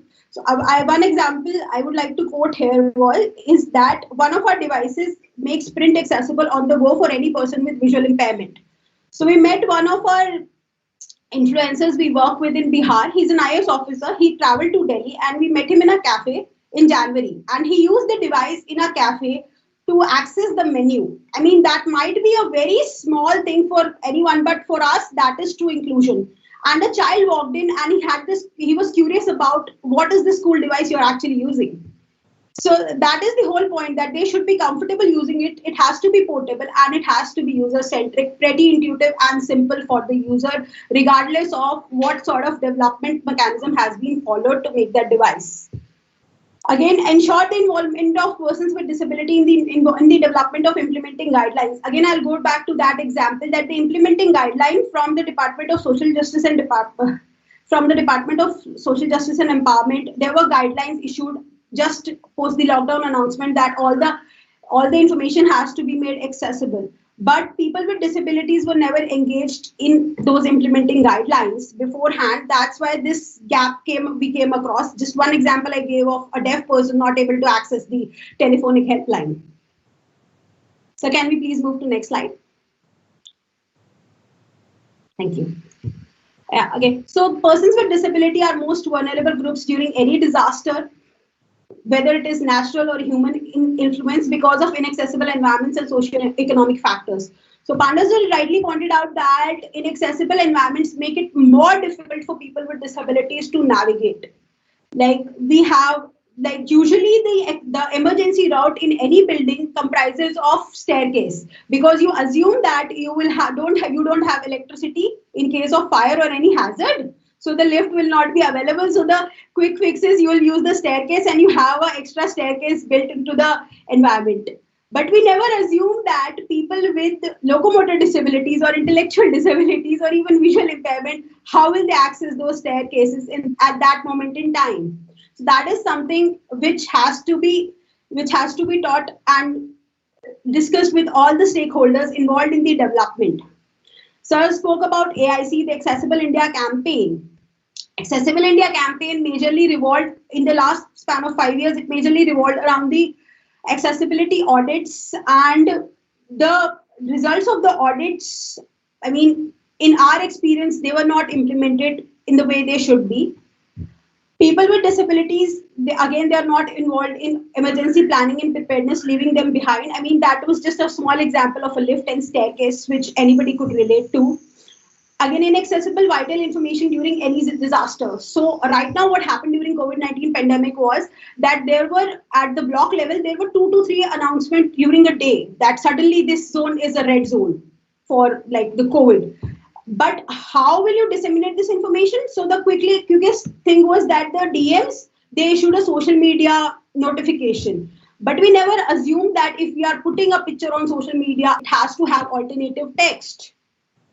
And it has to be in a particular font that a person with visual impairment or a deaf person or anybody with intellectual disability should also be able to access that vital information. There were announcements made in the building complex that suddenly your complex is about to turn into a red zone. And nobody imagined that in the same building, a person with disability could also reside on his or her own. And there would be no one communicating that to that person. So we don't have that community formation as well in our country. And that is something which we need to work on. That we, as Sir rightly pointed out, when there is no data, you cannot plan properly. So we don't have the data mapped for people with disabilities. So this, like COVID was an extreme case and if everybody tried to do whatever best they can, and that is something to be applauded. They are more likely to be left behind or abandoned during evacuation in disaster or conflicts due to lack of preparation and planning, as well as inaccessible facilities. So, like, let's go back to the same example of that there is a case of fire and everybody wants to escape. They are just running on the top of each other. So nobody will even think about a person with locomotor disability, that how will they navigate the building using the staircase. So that is something we have to focus on. As Sir pointed out, that majority of the shelters or refugee camps are not accessible and they refuse people because they assume that they will take majority of our time and resources and we will not be able to cater to them. Another interesting aspect is nobody imagines that during a disaster, a so-called able-bodied person can turn into a disabled person in the span of seconds. So making disability preparedness more inclusive is something that works for the entire society, the entire population of India, not just 2.2% of the population as per the 2011 census. Can we please move to the next slide, sir?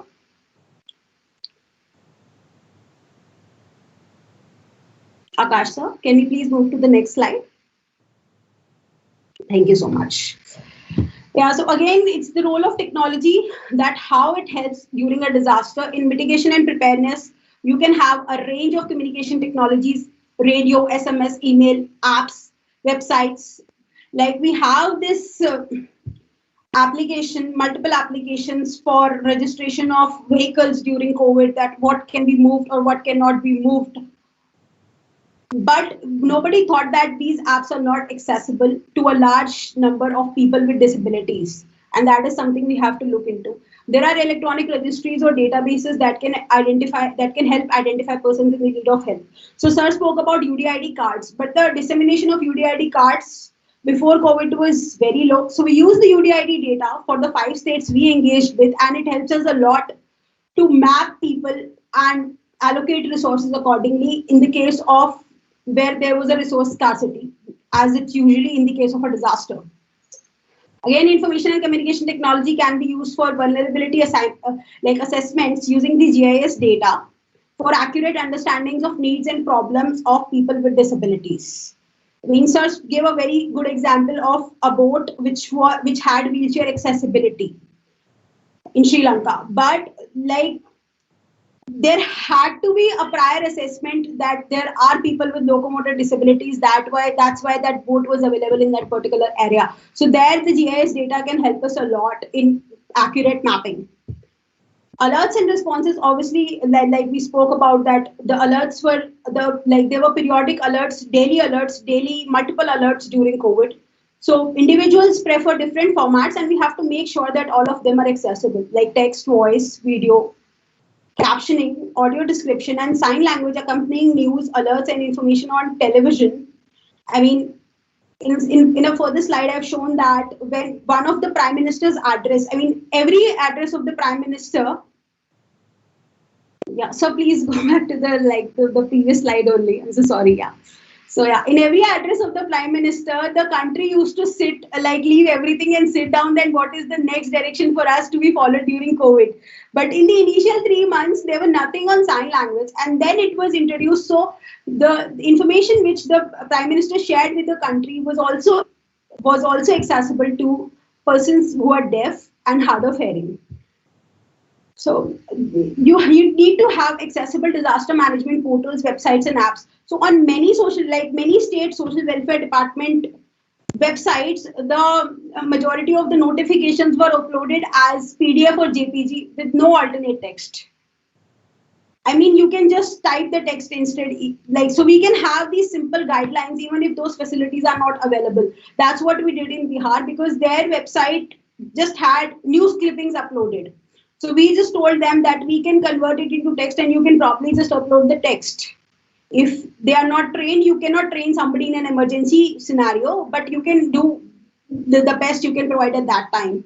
Use real-time SMS to connect with first responders. So that is very helpful in rural areas because, like, even if the internet is available, they don't know how to operate smartphones. So there, the real-time SMS things work really well. Recovery and reconstruction. So again, coming to the Build Back Better philosophy, individuals should be able to access electronic data in their preferred formats to find missing family, friends, or whoever they are looking for, locate accessible shelters, or connect with e-government programs. So sir spoke about that there are many multiple schemes, but the people with disabilities, they don't know about them. There is clearly a gap which exists in the awareness about the schemes. So even if somebody knows that there is a website where the scheme information is uploaded, it is not accessible.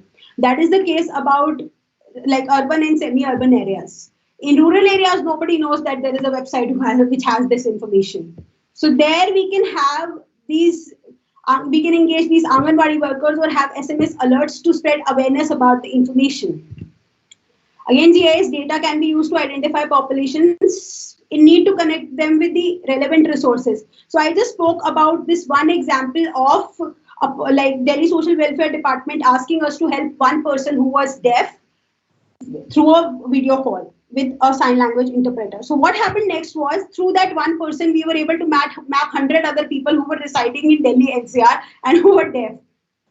And they belong to the same group, but we didn't have the prior mapping that like this X number like exist in Delhi NCR who are deaf and they need this sort of facility. So there the GIS data can help us a lot. So can we please move to the next slide? Yeah. So again, you can have warning systems like sirens, loudspeakers. So we spoke about that there are emergency alert systems in a building in case of fire. You have sirens, loudspeakers, radio, internet, and other things like you communicate through the intranet or you have sirens inside the building in case of a fire in any building. But we never think about that. How will a deaf person get those alerts? So we can have vibrational mechanism at specific locations, and during the disaster training, like the drill part, we can train them that these are the specific places to look for and what sort of vibration should be generated. I mean, another thing is, sir spoke about that Accessible India campaign and we should make accessible infrastructure. So even if we make the affordable and accessible information, like the infrastructure elements available, their installation creates a major problem. So Akash sir spoke about what we did in SPM with the signages. So like we were very sure that we want to install them and nobody else in the system is installing them. Because for installation also you have to find like follow a particular protocol and guideline. So these vibrational patterns also has to be followed in a particular manner so that a deaf person should know that there is a fire in the building and what is the escape route for me. Information and communication technology during response, mobile phone for cash transfer and SMS for alerts and warning. So due to the digitization drive by the government of India, we were in a very good position to facilitate this because majority of the people had Aadhaar cards and they had digitized bank accounts. So they were able to do small amount of like small transfers of the tune of ₹50 even in the case of emergency, even in rural areas. Again, social media helps us a lot. It's a very good tool. I mean, when I spoke about the DMs just pushing the notification through social media. So you are catering already to the 90% of the population. You just have to keep 2-3 things in mind to cater to the entire 100%.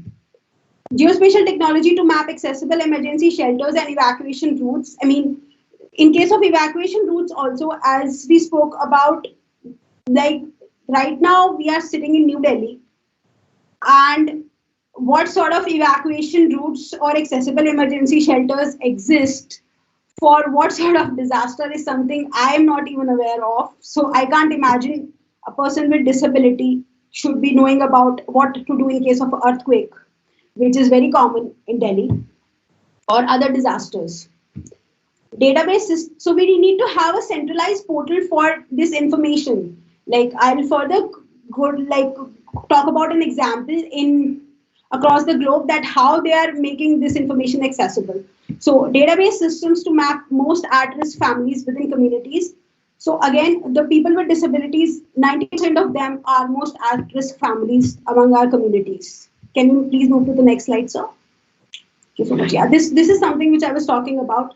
When eventually after 3 months, the Mann Ki Baat had sign language interpretation in June, the same information that what is the current scenario with the COVID-19 death rate and why we are unlocking slowly was clear to people who are deaf or hard of hearing. So that is something we need to cater to, that we need to make that information accessible. There has to be captions, there has to be sign language, and every image has to be described in audio. I mean, that's why I included this image, and I wanted to talk, majority of the content I've kept is on the audio basis so that people who are visually impaired can also access this presentation. So please move to the next slide. Yeah, so this is the initiative I was talking about by Government of New Zealand. They have this website called Get Ready, Get Through, which contains useful information on all the disasters, that what needs to be done, what sort of information you will, as a citizen will get if there is a disaster, and what protocol needs to be followed, what is the emergency route needs to be followed. And this information is available on this website in a range of accessible formats and languages. So you can just Google Get Ready, Get Through, and you'll get it.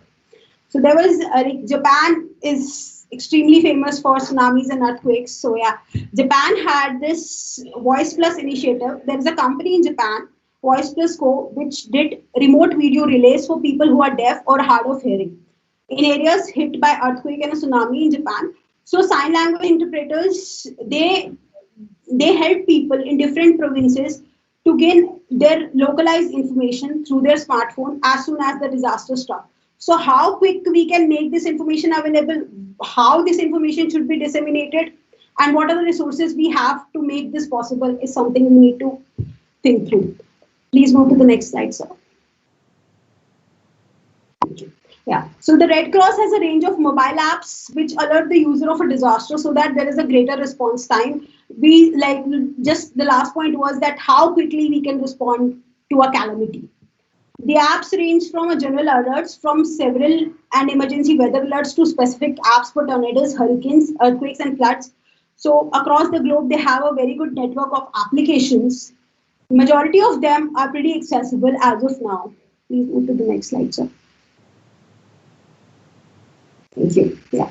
So early evacuation is the key for survival for people with disabilities. This is something which I've taken from the UNDP. So you really need to have this mechanism in place of early warning, that how disaster has impacted, what is the evacuation strategy, how prepared we are, how much we can reduce the response time, and what sort of rehabilitation facilities we are going to offer. So we have to build back better in terms of an inclusive and resilient community, that we listen to all the stakeholders in the system and implement that. So one of the things, like why it took us 6 years to make 3 devices, people ask us, because we were taking feedback and iterating through everything which the user said to us.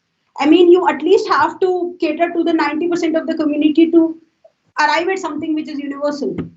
So please move to the next slide. Thank you. Yeah. So the reconstructed infrastructure, as sir has also quoted this, so it doesn't have to be a rebuilt infra. It has to be much more inclusive and accessible to the vulnerable groups of the society. We need to have multi-stakeholder engagement for this. That is very essential.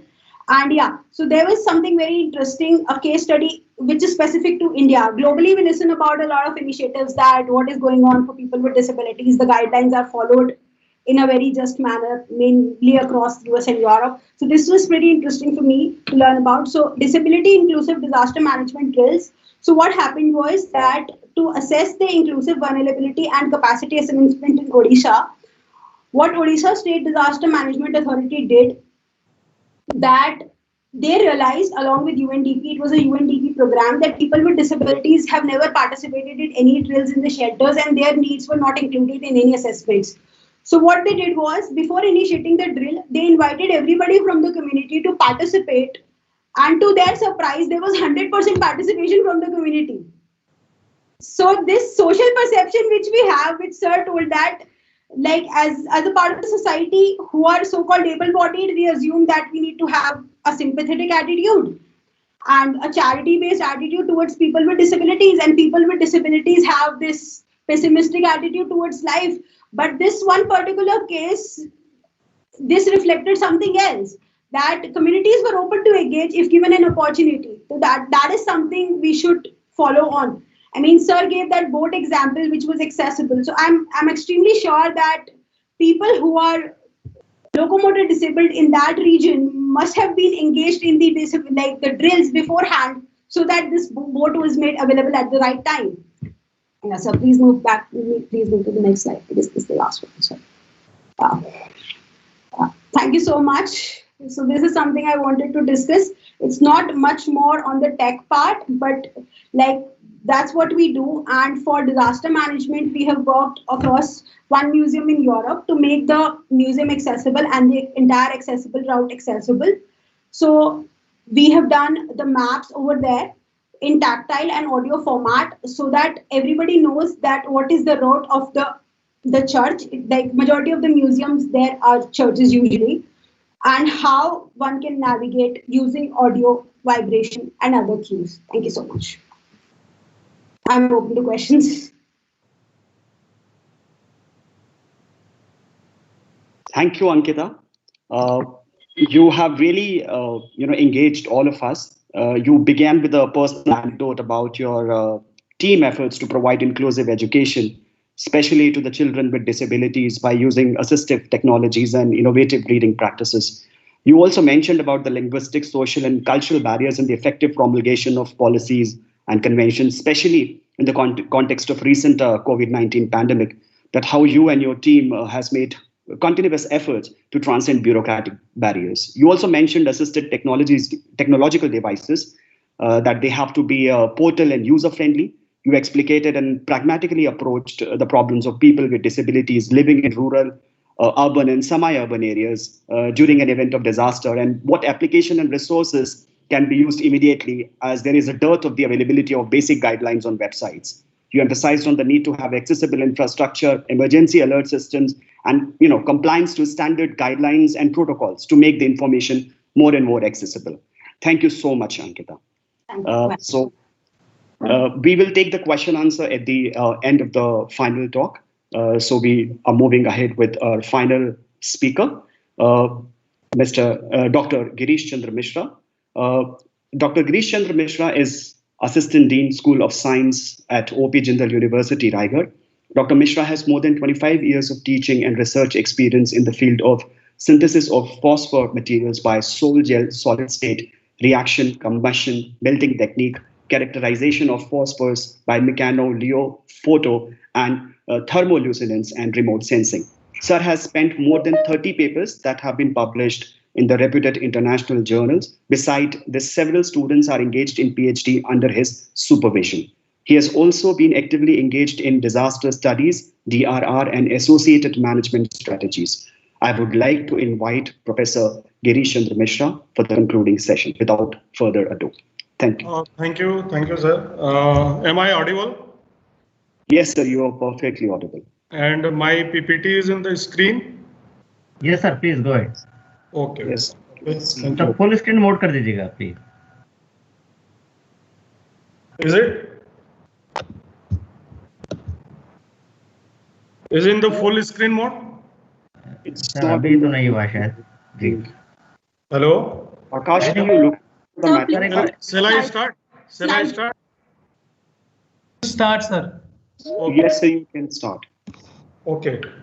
Good morning, good afternoon, all of you. I would like to point out here that every disaster, natural or man-made, results in death and injuries, damages and destructions. It creates mental agony, trauma and stress to survivors, who have suffered losses of their near and dear or sustained damages of their assets and properties.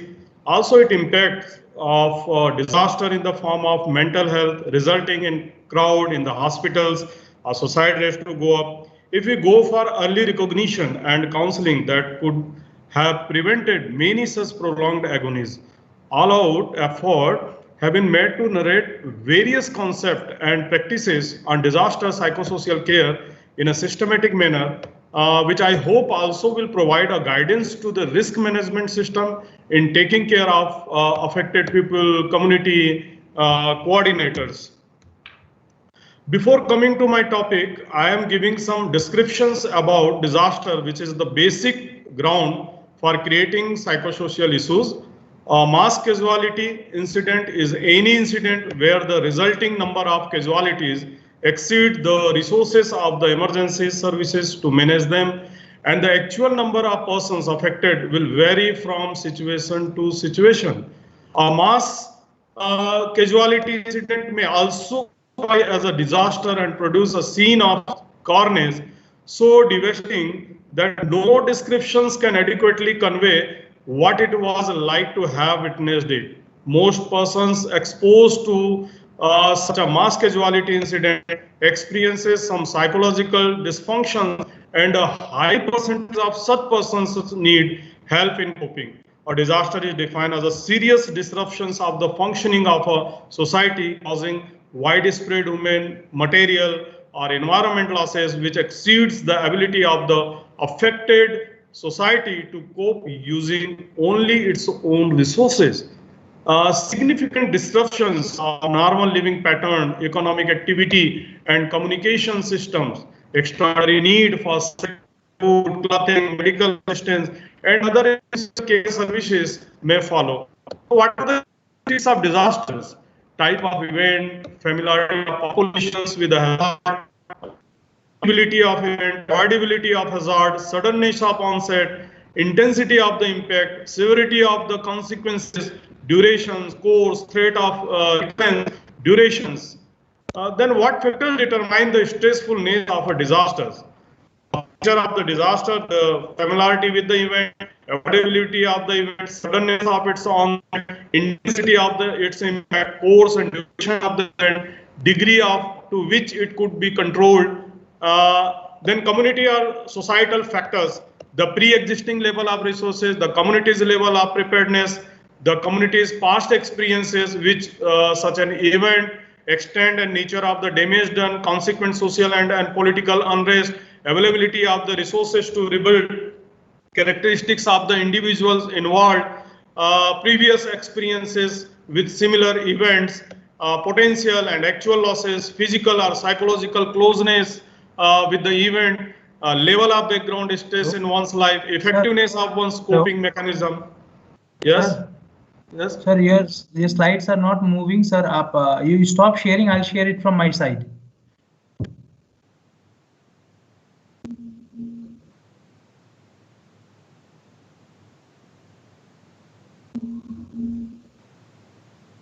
आप stop कर दीजिए, मैं यहीं से share कर दूंगा. Okay.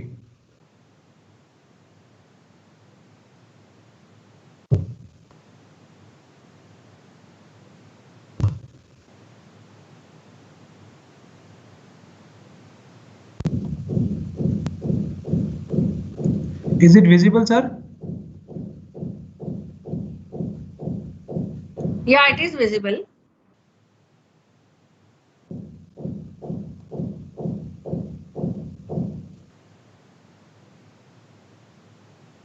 Sir आपने दोबारा शेयर कर दिया क्या?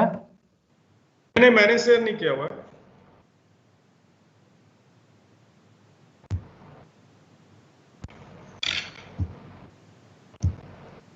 Hello, मैंने शेयर नहीं किया हुआ. Yes, yes. Akash, I am sharing for sir.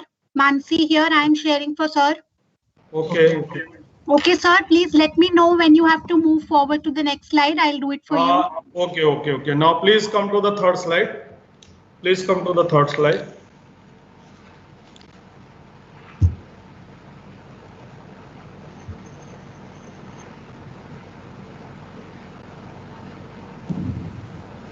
Please come to the third one. This is the second one. Please come to the third one. Mansi, you just cancel the slide sharing. I'll try from my end. I think there is some issue with the PPT. This one is the fourth one. Please come to the third slide.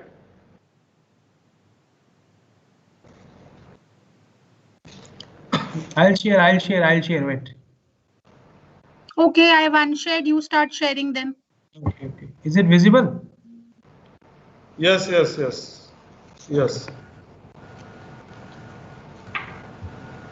Yeah, this is the third one. Okay. Yes. So the aims and objective of psychosocial care.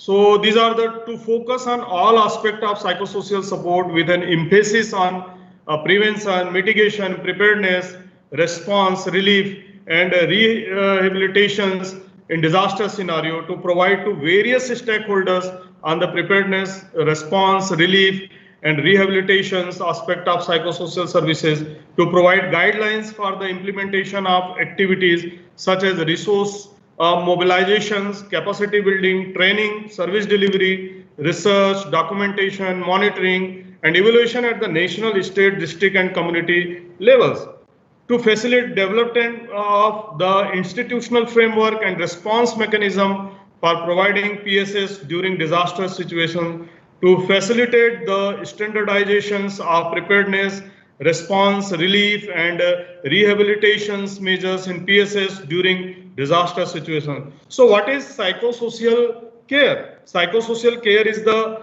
culturally sensitive provisions of psychological, social, and spiritual care through therapeutic communications. Current evidence suggests that effective psychosocial care improves patients' health outcomes and quality of the life. So what is psychosocial support? Psychosocial support is the context of disaster referred to comprehensive interventions aimed at addressing a wide range of psychosocial and mental health problems arising in the aftermath of disaster. How it restores the affected victims. The interventions help individuals, families, and groups to build human capacities, restore social cohesion and infrastructure, along with maintaining their independence, dignity, culture integrity. Psychosocial support helps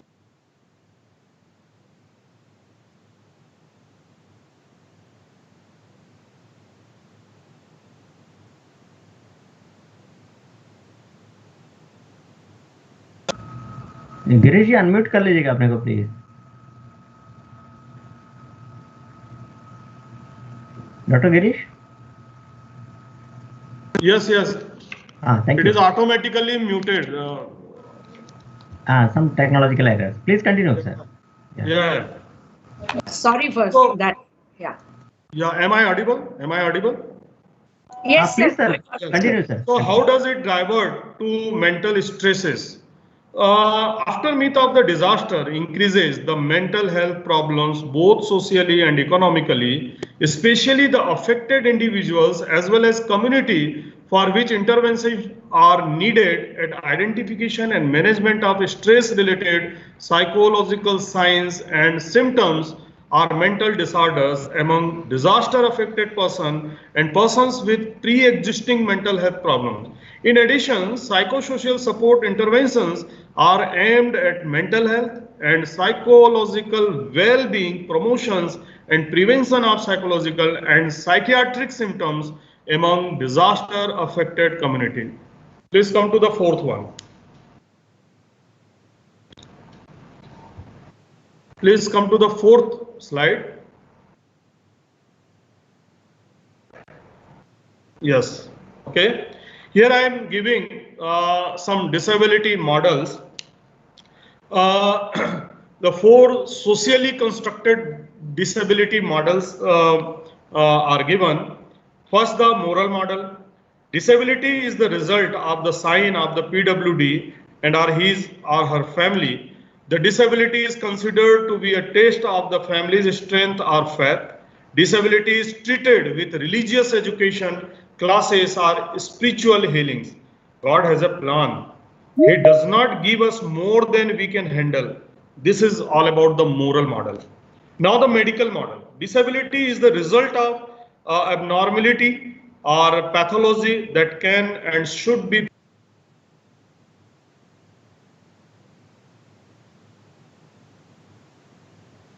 Again, I think the technical error. Yes, again, it is automatically muted. So again, Please continue, sir. so Please please. Yes. Now the third one is the environmental model. Recognize that the environment, including societal attitudes, can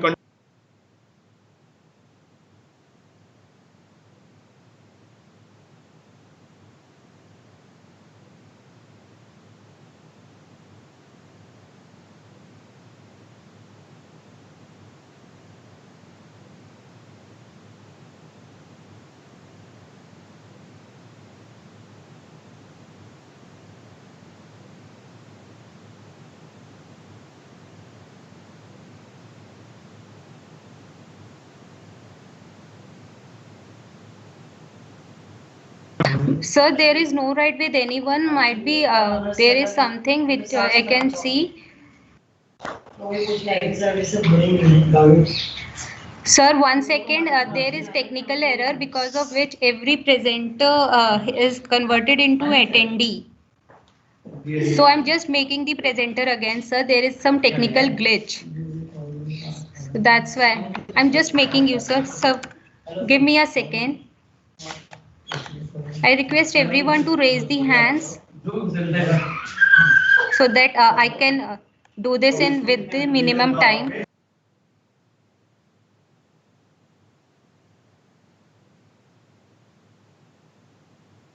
Thanks for the raising the hands.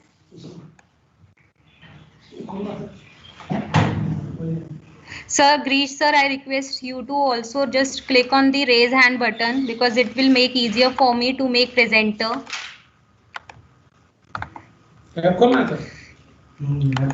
इसमें बैठो 3 number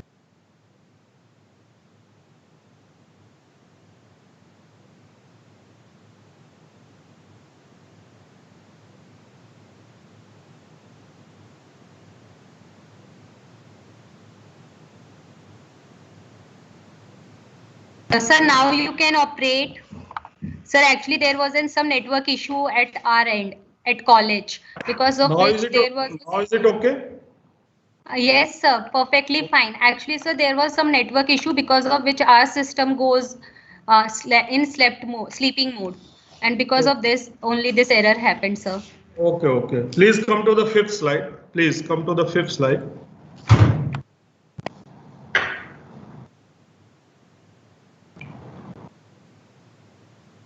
Fifth one.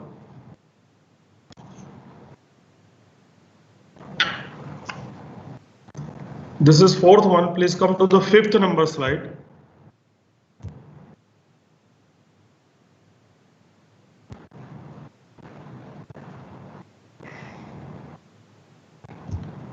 Am I audible? Am I audible? Yes, sir, you are perfectly audible, sir. But the slides are not moving. I need the 5th one. This is the 4th one. I need the 5th one. Okay, sir, I'm making, yes, sir, I am making Akash also presenter because of which he is not able to do. I'm just making him presenter also.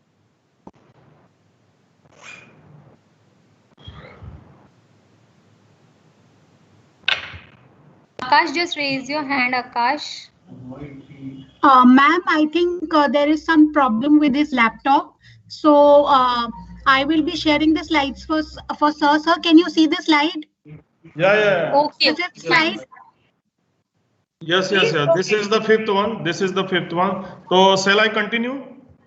Yes, Please, sir, please. Go ahead. Okay. So the disability is a central characteristic. Belief about disability can spread to describe other characteristics positively or negatively. Disability hierarchy, acquired disabilities are more socially accepted than cognital or lifelong ones. Some have theorized that disability that affect communications are less accepted than those that do not.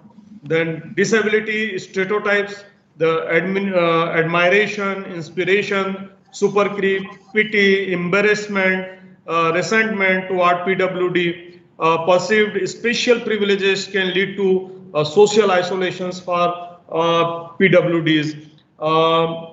Prescriptions of affect, the cheerfulness expected, anger is often not permitted, may be seen as a symptom of a disaster rather than as a result of operation. Visibility, invisibility, the disability is visible, the person is invisible. Chronic visibility can feel like an invasion of privacy. Invisibility can feel disrespectful and neglectful. Infantilizations, the assumptions that PWD need to be protected and cannot make informed decisions. Clinical implications, the assessment, asking about disability, even if not visible, assessing presenting problems, assess perceived social support, not necessarily actual support, then asking about disability, does the PWD identify as having a disability? What messages has she received from society or family? Ask the PWD about his or disability. What is the nature of your disability? How does it affect you in your daily life? So these are all about the disability. Please come to the next one.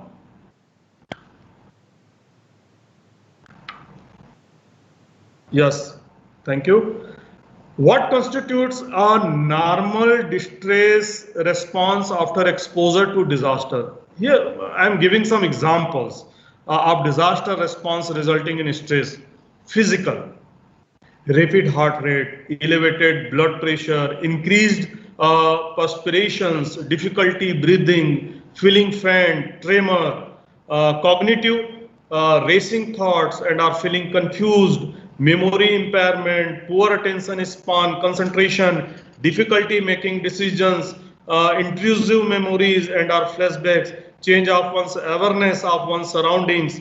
Then the emotional, feeling overwhelmed and are detached, hopelessness or helplessness, fear or avoidance of similar situation, irritability, anger or hostility, grief, questioning of one's religious value.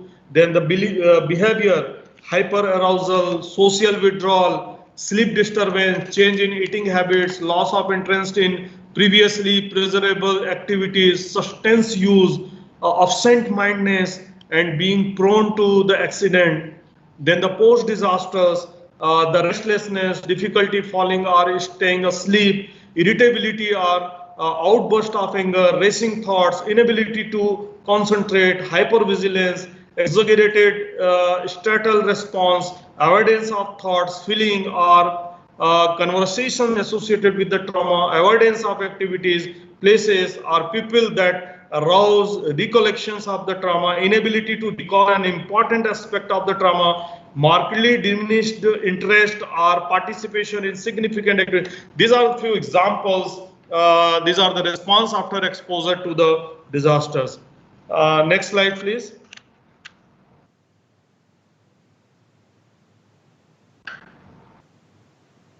Okay, thank you.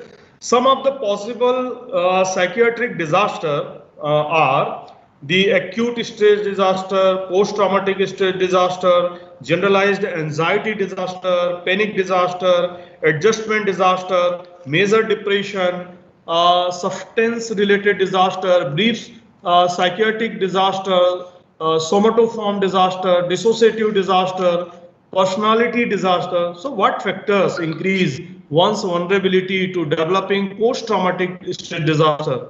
So this may be exposure to severe injury or abuse, associated feeling of intense fear, horror or helplessness, socioeconomic background, background level of stress, genetic constitutional vulnerability, dysfunctional personality traits, cognitive or behaviors, perceptions of an external locus of control, a history of childhood trauma, inadequate social support, or family dysfunction, associated fatigue, starvation, dehydrations, or extremes of temperatures, exposure to various substances, this may be some possible disaster. So what is the risk of emergency response personnel developing post-traumatic stress syndromes? Emergency response professionals are at higher than normal risk for developing post-traumatic stress syndromes. Because of their training, experiences, and mental preparations, usually respond to traumatic situations without emotional reaction.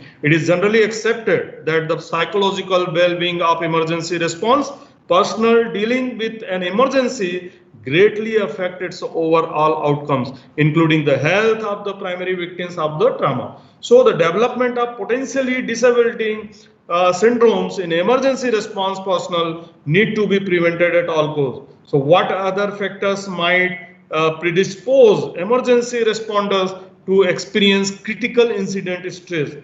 This may be a high level of internal motivation, an action-oriented approach to challenges, dedications to their jobs which they view as a lifelong career, a need for stimulation and excitement, a rescue personality with a willingness to take risks, a need to see quick result, a strong need to be needed, a tendency to deny the possibility of being affected emotionally by traumatic incidents, a reluctance to accept changes, a need to be in control and to perfect job. So the possible organizational stress may be the inappropriate reward for the job done, unreasonable demands, lack of opportunity for participation in the decision-making process, problems with feedback, too much uncertainty, poor organizational style, an unsupportive or threatening work environment, poor staff relations, and lack of opportunity for self-actualization and career development. Please, next one.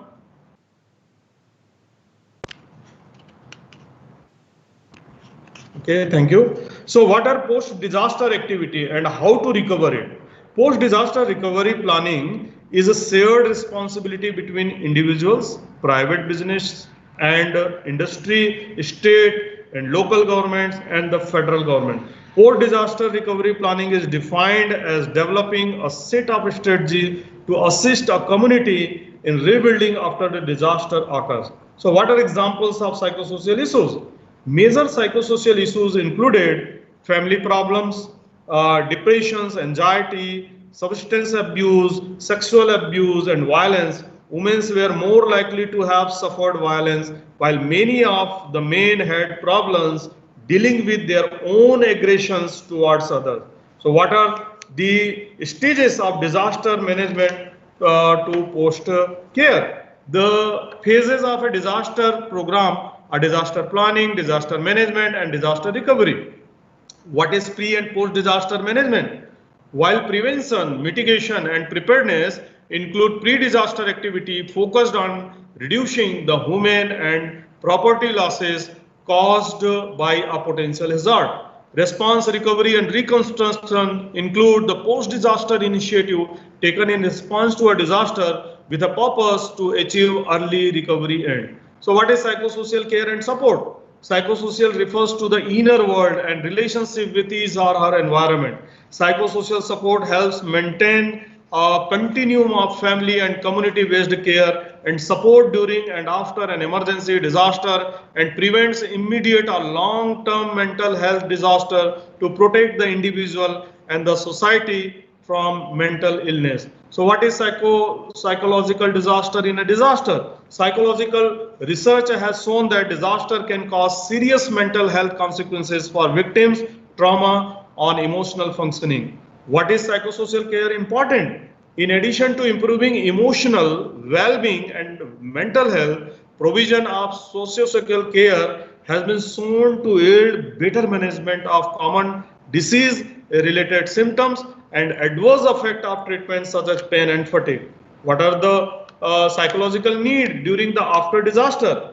Explain the concept of psychosocial need among the elderly, understand the basic aspect of psychological needs among the elderly, identify the physical, psychological, intellectual, and social needs of the elderly. So what are the emotional effects of disaster on one's lifestyle choices which need most care after disaster.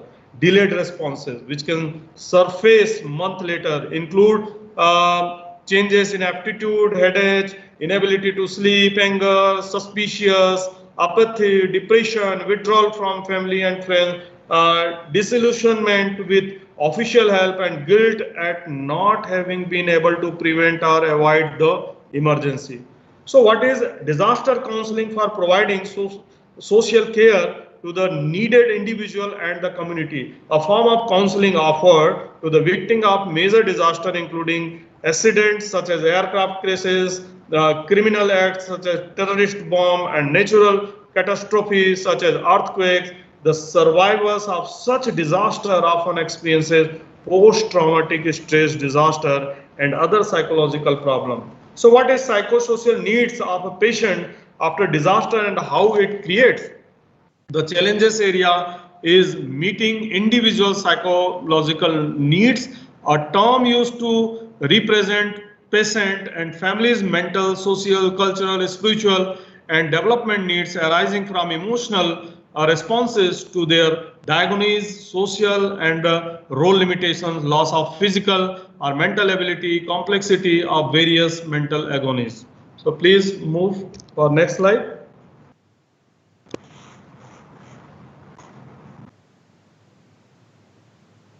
Okay, thank you.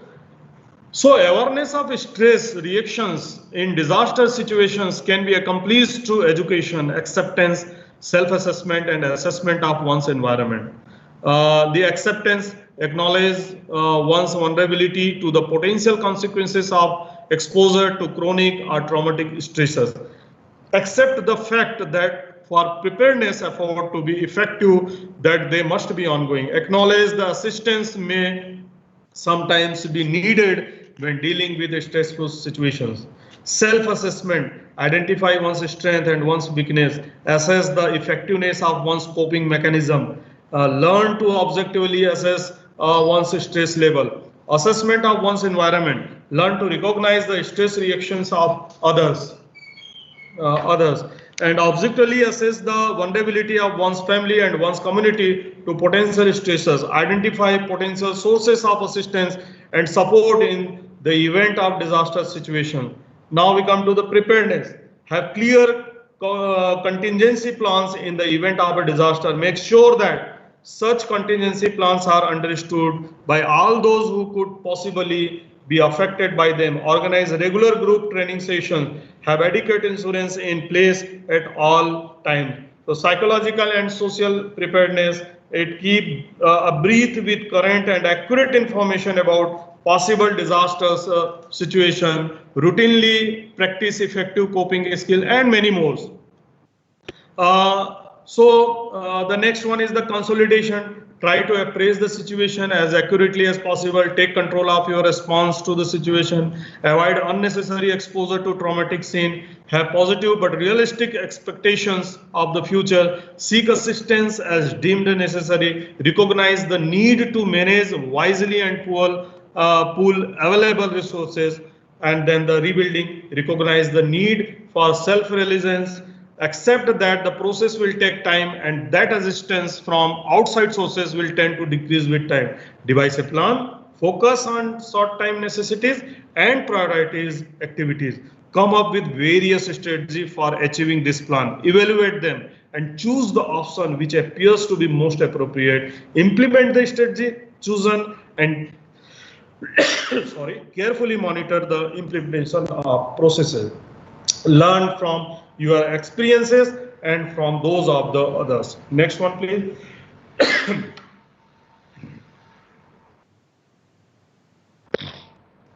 Thank you. Some of the guidelines for stress management: try to live as normal a life as possible. क्योंकि हम बहुत stress life में we are living. So and do the things that make you feel good. Keep away from mind-altering substances. Exercise regularly and eat a balanced diet. Come to grips with your feelings and be honest about them. You can write them down on a daily basis. No need for you to isolate yourself, but take time for sleep, leisure, relaxation, and to be alone. refrain from blaming others or making major decisions, but keep in mind that only by making some decisions will you regain your confidence. Let go of your feeling of guilt and self-blame. Open up to others and spend time with them. Feel rotten if you need to, but maintain a sense of humor. You can lend a helping hand to others, but overextending yourself is counterproductive. Utterances fueled by anger or ignorance are best left unsaid. Remember that you may be accident prone, so be careful. Structure your time and keep busy. Think realistic and positively. Realize that your reaction is neither unique nor abnormal. Endeavor to accept your limitations and those of others. Seek professional help if necessary. Strive for inner peace and above all, don't quit. So what should you do after you or someone else has been affected by exposure to traumatic event? Don't believe that you have to cover for your co-worker if you feel mentally unable to do so. You won't be able to. Don't believe that you can't say what you are feeling. You need to. Don't attempt to reassure yourself or others that everything is okay. It is not. Don't try to impose your explanation for what happens on others. That is just your opinion. Don't blame yourself for what happened. This is not the time for accusing anyone. Don't tell others persons that you know how they are feeling. You don't.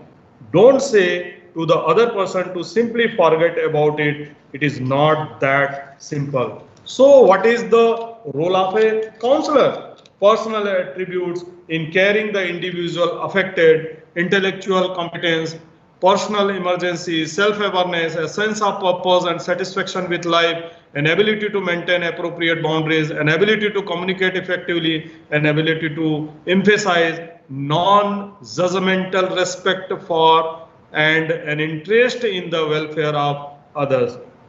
And also accept responsibility for attempting to enhance the client's well-being. Here are some of the techniques for the stress management: listening, skillful questioning and summarizing, providing accurate informations, giving advice, non-judgmental respect, warmth and genuineness, humor, correctness, reflection, use of positive feedback, use of multi-focused response, encouraging perpetual changes. These are all the stress management courses. Now the last one.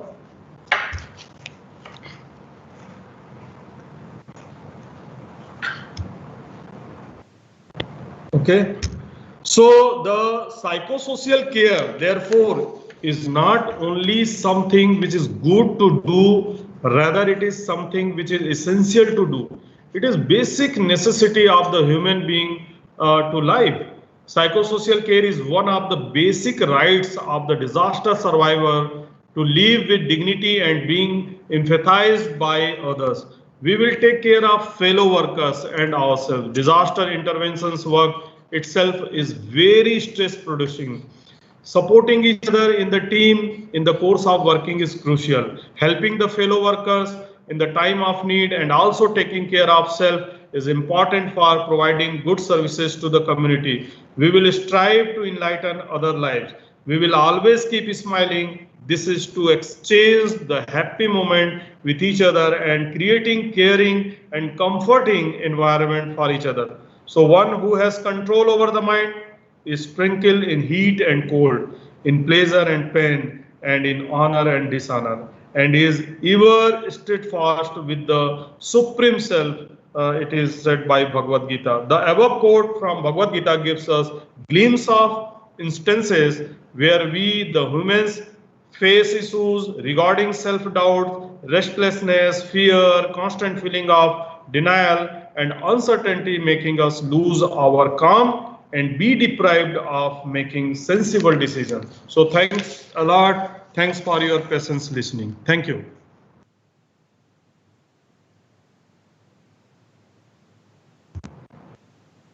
Indeed, sir, the tranquility of mind is certainly required to make a sensible decision. Thank you very much, sir, for enlightening us about the multiple factors such as physical, cognitive, emotional, and behavioral, culminating into psychological problems whose symptoms were very well laid out by you in the context of post-disaster scenario. You emphasized on the need for psychosocial care for the affected persons with disabilities. As you mentioned, disaster can exacerbate a wide range of mental health problems. This is one area which is often neglected in a post-disaster scenario. Often I can say, a gray area. You also comprehensively explicated interventions such as family and community support, medical or clinical support aimed at providing range of psychological care, emotional well-being, social and cultural, and also intellectual restoration and rehabilitation of the affected victims. Thank you so much, sir. Thank you. Now, we can safely move to the question-answer session. There are a number of questions which are addressed, and I'm going to pick up these questions one by one. These are the questions by students. And the first question is addressed to Panda, sir. The question is from Jyoti, who's a second-year honors student. Her question is, can GIS help us to develop such a software whereby a visually impaired person can know about the distance between him and the object? She also explained the question by suggesting while a person who is visually impaired and is crossing a road, can he or she know the distance between the barrier and him or herself? Okay, thank you for the question, Jyoti. I'm not an expert on GIS, and yesterday we had eminent speakers with regard to GIS and geospatial technologies. But definitely the 6 technological innovations I mentioned, there are some softwares that can be provided to these kinds of segment of our society. Like one technological innovations I mentioned, that if you want this wheelchair kind of ramps and wheelchair kind of these accessories in the nearby area, so probably one software can provide you this kind of information in your mobile handset also. If that can be provided, then definitely this distance can also be mapped through GIS and GPS mechanism. So Ankita might be in a better position to answer. So you can, Ankita. Yes, your comment. Yeah, please. Yeah, definitely. To address the question, I might just add one more question because the next question is addressed to you. So I think it's also related. This is the question from Eureka, second-year student, and she's asking to expand on Indian-centric ICT technologies and how it's different from technologies which are practiced in other countries. So, first of all, I would like to address the first question. Definitely it is possible to know that the distance between a particular barrier and a person with visual impairment, but for that we need very extensive mapping of every obstacle or barrier.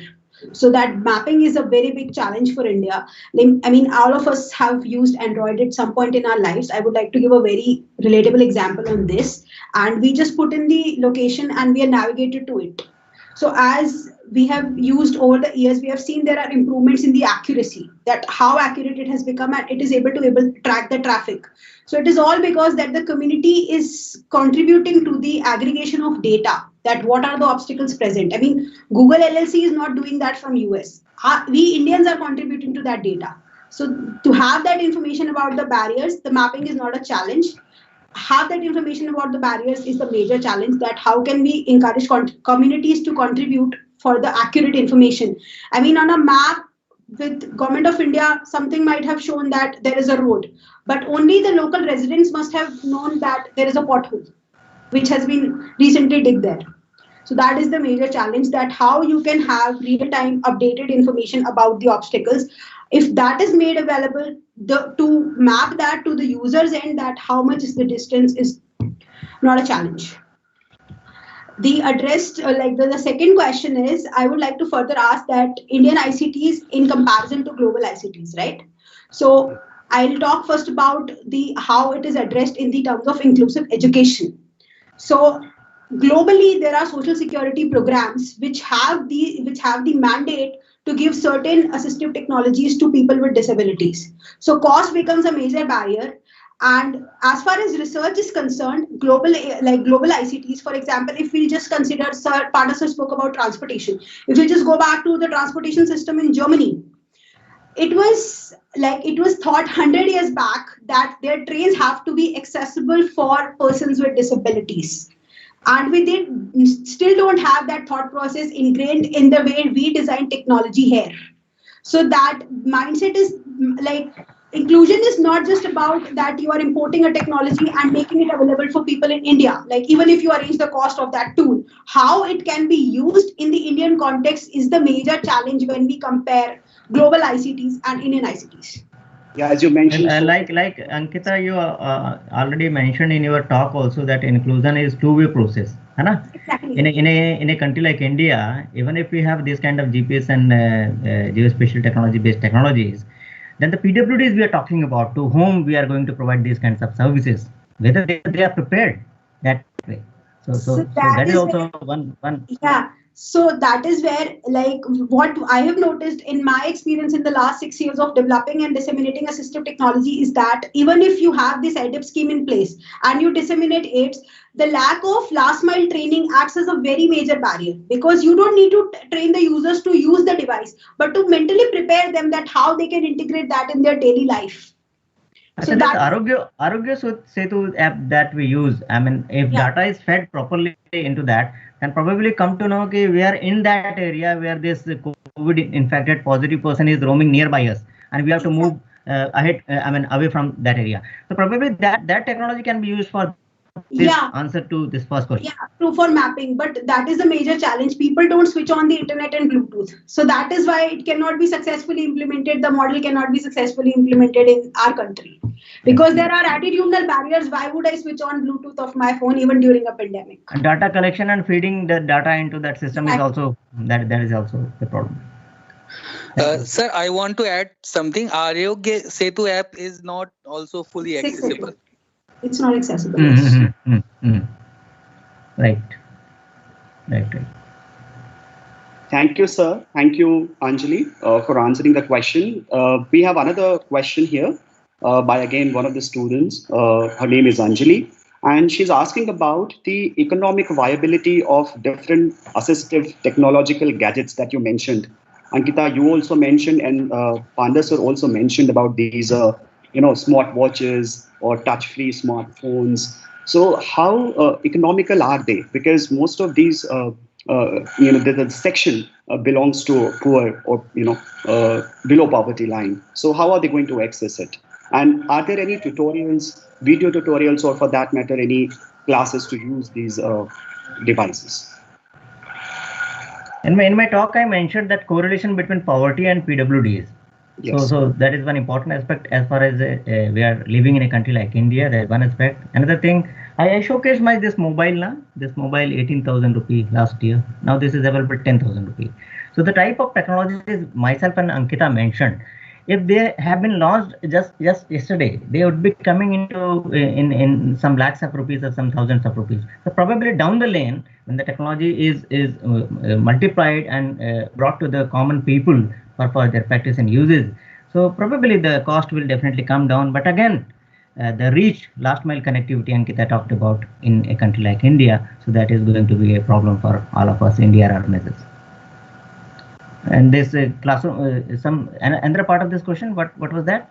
If there are any coaching tutorial, I'm not aware of that. Ankita probably. Understand. I'm not aware. So first aspect is the question talks about the affordability part, that whatever is globally available is clearly not affordable in our country. What we realized is it is not affordable as well as it cannot be implemented in our country. So we have to conduct R&D from scratch and develop something which is affordable at the first.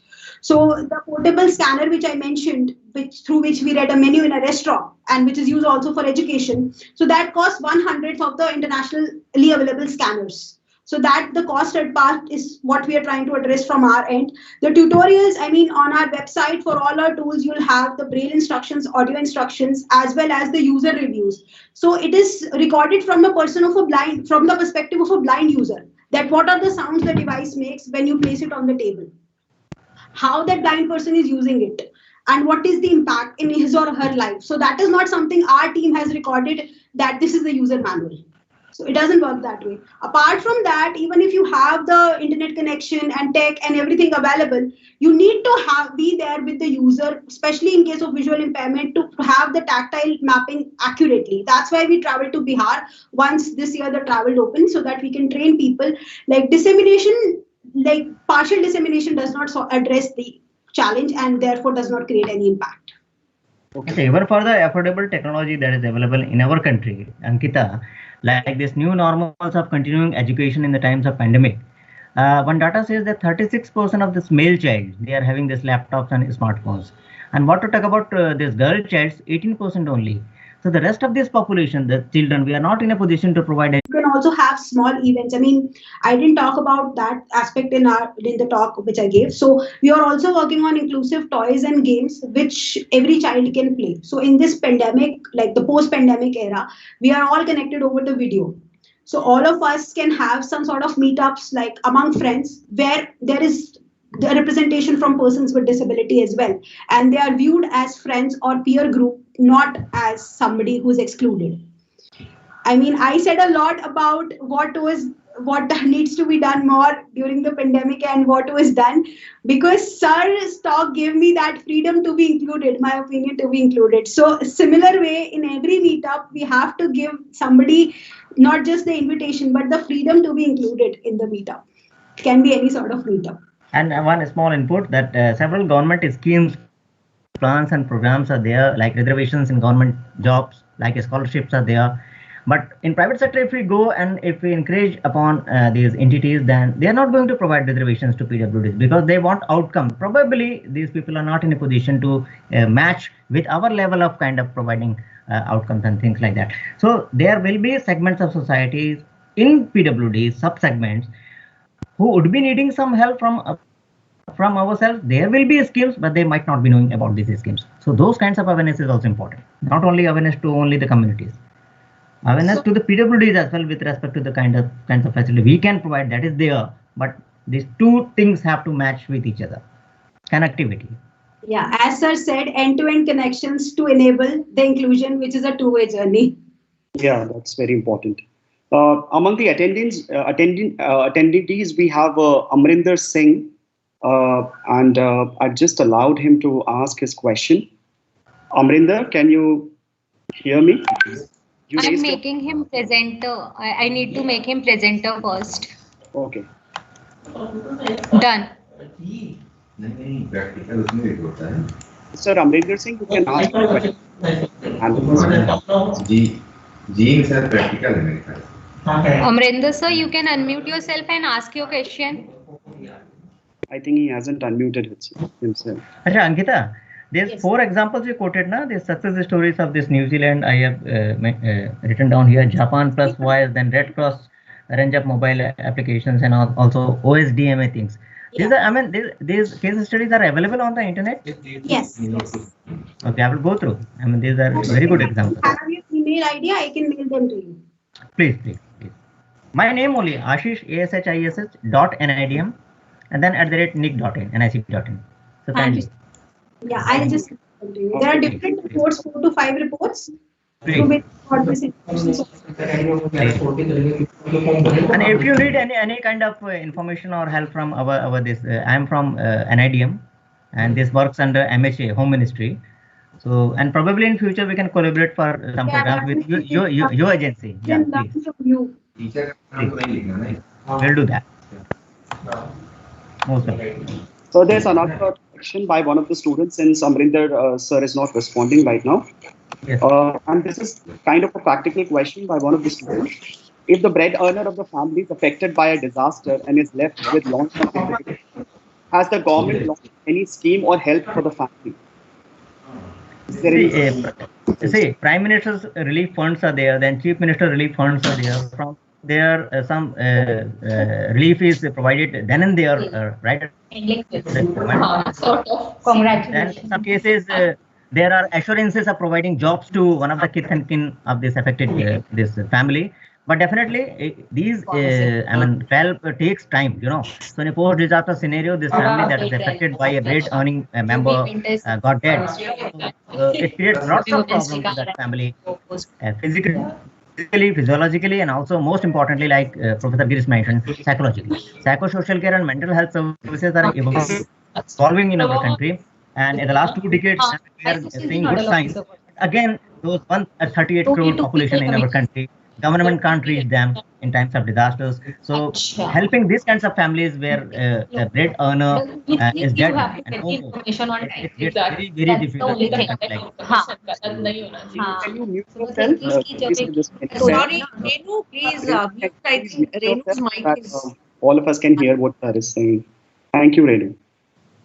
Okay. Yeah, So, please carry on here. sure. Ma'am. So this is probably the last question that we are going to pick up. And this question is addressed to Ankita.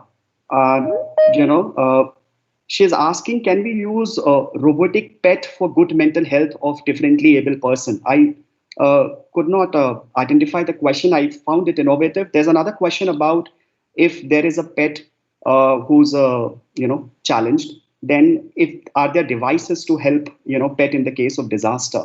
So we found it like a bit different, slightly divergent from the topic. But if you could address the needs of the pets during the disaster scenario. Yeah, I mean, in case of devices in the global market, there definitely exist devices for like enabling a pet who is affected by the disaster, who has a disability, to carry on with the normal proceedings in life. Yeah, and the first question was, I mean, can you just please repeat that question, the first one? About using a robotic pet, or a robot model for good mental health of differently able person. I could not get the question. Exactly. So, robotic pet, what capabilities the robotic pet has, and what sort of disability we are addressing. So it becomes very subjective there. Because mental health, as sir pointed out, I mean, there was a question about the caregivers. If the caregiver of the family is affected, then caregiver has these mental health and psychosocial health issues. Right. Nobody talks about the entire family is going through trauma. So there also we are not able to address and not able to diagnose the mental health issues. So in case of something which is very generic, that you can create a generic robotic pet which can cater to all disabilities, that is not going to happen. So it has to be what sort of intervention you want to create, addressed to what population. Okay. So there the subjectiveness of the matter. Yeah, very specifically. Yeah. Okay. Thank you. Thank you, Ankita. I think we are done with all the questions. If there are any other questions, as far as the rest of the attendees are concerned, please raise your hand. I can take up your question. Just now I'm watching one this beautiful photograph of an elephant and lost one leg in one bomb explosion, and one this artificial leg was provided to the elephant, and he is walking nicely. So this kind of technology can be used for our pets also. All that matters is the design, that how accurately you can fit that leg. Yes. It is not that simple. Yeah, exactly. So 3D printing and other technologies are available, but the design part becomes the major bottleneck.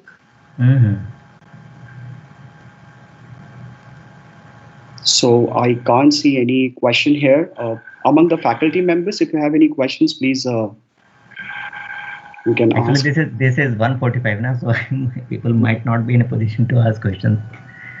Okay, so I move toward to the closing ceremony of this workshop today. On behalf of the college and organizing committee of the workshop, I would like to express my sincere thanks and gratitude to our distinguished speakers, Mr. Ashish Panda, Sir, Ms. Ankita Gulati, and Professor Girish Chandra Mishra, who spared time out of their hectic schedules to address and enlighten us by offering excellent coverage of themes proposed for today's event. I also extend my thanks to the audience who have joined us virtually from the different corners of the country for lending a patient ear. Thank you everyone for making this session a huge success. Thank you, sir. Thank you once again. Thank you, Ankita. Thank you. For the last third day, Ravi sir, we are going to meet 11 sharp tomorrow. Yes. It's going to be started. Thank you. I think Akash, I'm sorry for the inconvenience caused due to technical glitches. So no, ma'am, it happens. A new normal. Sort them out. And extremely sorry, sir. मेरा mic कुछ देर के लिए unmute रह गया था. Extremely sorry, ma'am, for that also. I'm also sorry. My first talk I took 15-20 minutes extra because of technical glitch. So Renu or Akash, probably you would like to tell the audience with respect to what is there in the offering for the third day. If you have the schedule, you might. Sir, Akash will be briefing. Akash, I think, can brief on the third day. That I think that is Yes, going to help. Am I audible, Yeah. sir? Please, Yes, go ahead. Akash, please. We have already sent the schedule to all the participants via mail, even though we would be presenting case studies of disasters, different disasters in the Himalayan region. And one of the talk would, talk about the recent disaster that happened in Uttarakhand pertaining to Rishi Ganga river morphology. And the other would talk about the in general different disasters in the Himalayan region, including from Western Himalayas to the Eastern Himalayas, including in Northeast. And the third one would try to focus on the community-based disaster management and what are the initiatives taken by different state agencies and national agencies at the ground level, at the community level, how community are being prepared for disasters, how volunteers are selected and how they are promoted up the order. These are the three themes that would be broadly covered tomorrow. Okay, thank you, Akash. These are two very important topics because mountainous states have got specific issues with respect to disaster risk reduction, and also community being the first responder. This community capacity building is very, very important. So third day is a penultimate day, and we are going to observe three important presentations tomorrow. Sir, yes, sir. Thank you so much. Okay. Thank you everyone for having me. Rachna ma'am was saying something. Apart from that, valedictory session will be there, and feedback from this will also be added. Yeah, thank you. Thank you all the participants for joining, and I request you to join us all on third day of the workshop at 11 a.m. sharp. Thank you, everybody. Okay, same link. Yeah, everything is same. Okay. Thank you. God bless. Thank you. Namaskar. Good day.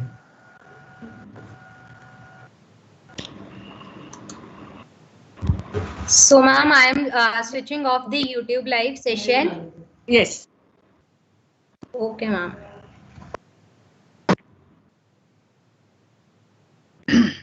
Thank you so much, Ravi. Very well conducted. Very well conducted, and it was a very good session today, despite the technical glitches. Excellent speakers and very wonderful content. Yeah, and question answers, they were so engaging, like I wanted them to continue.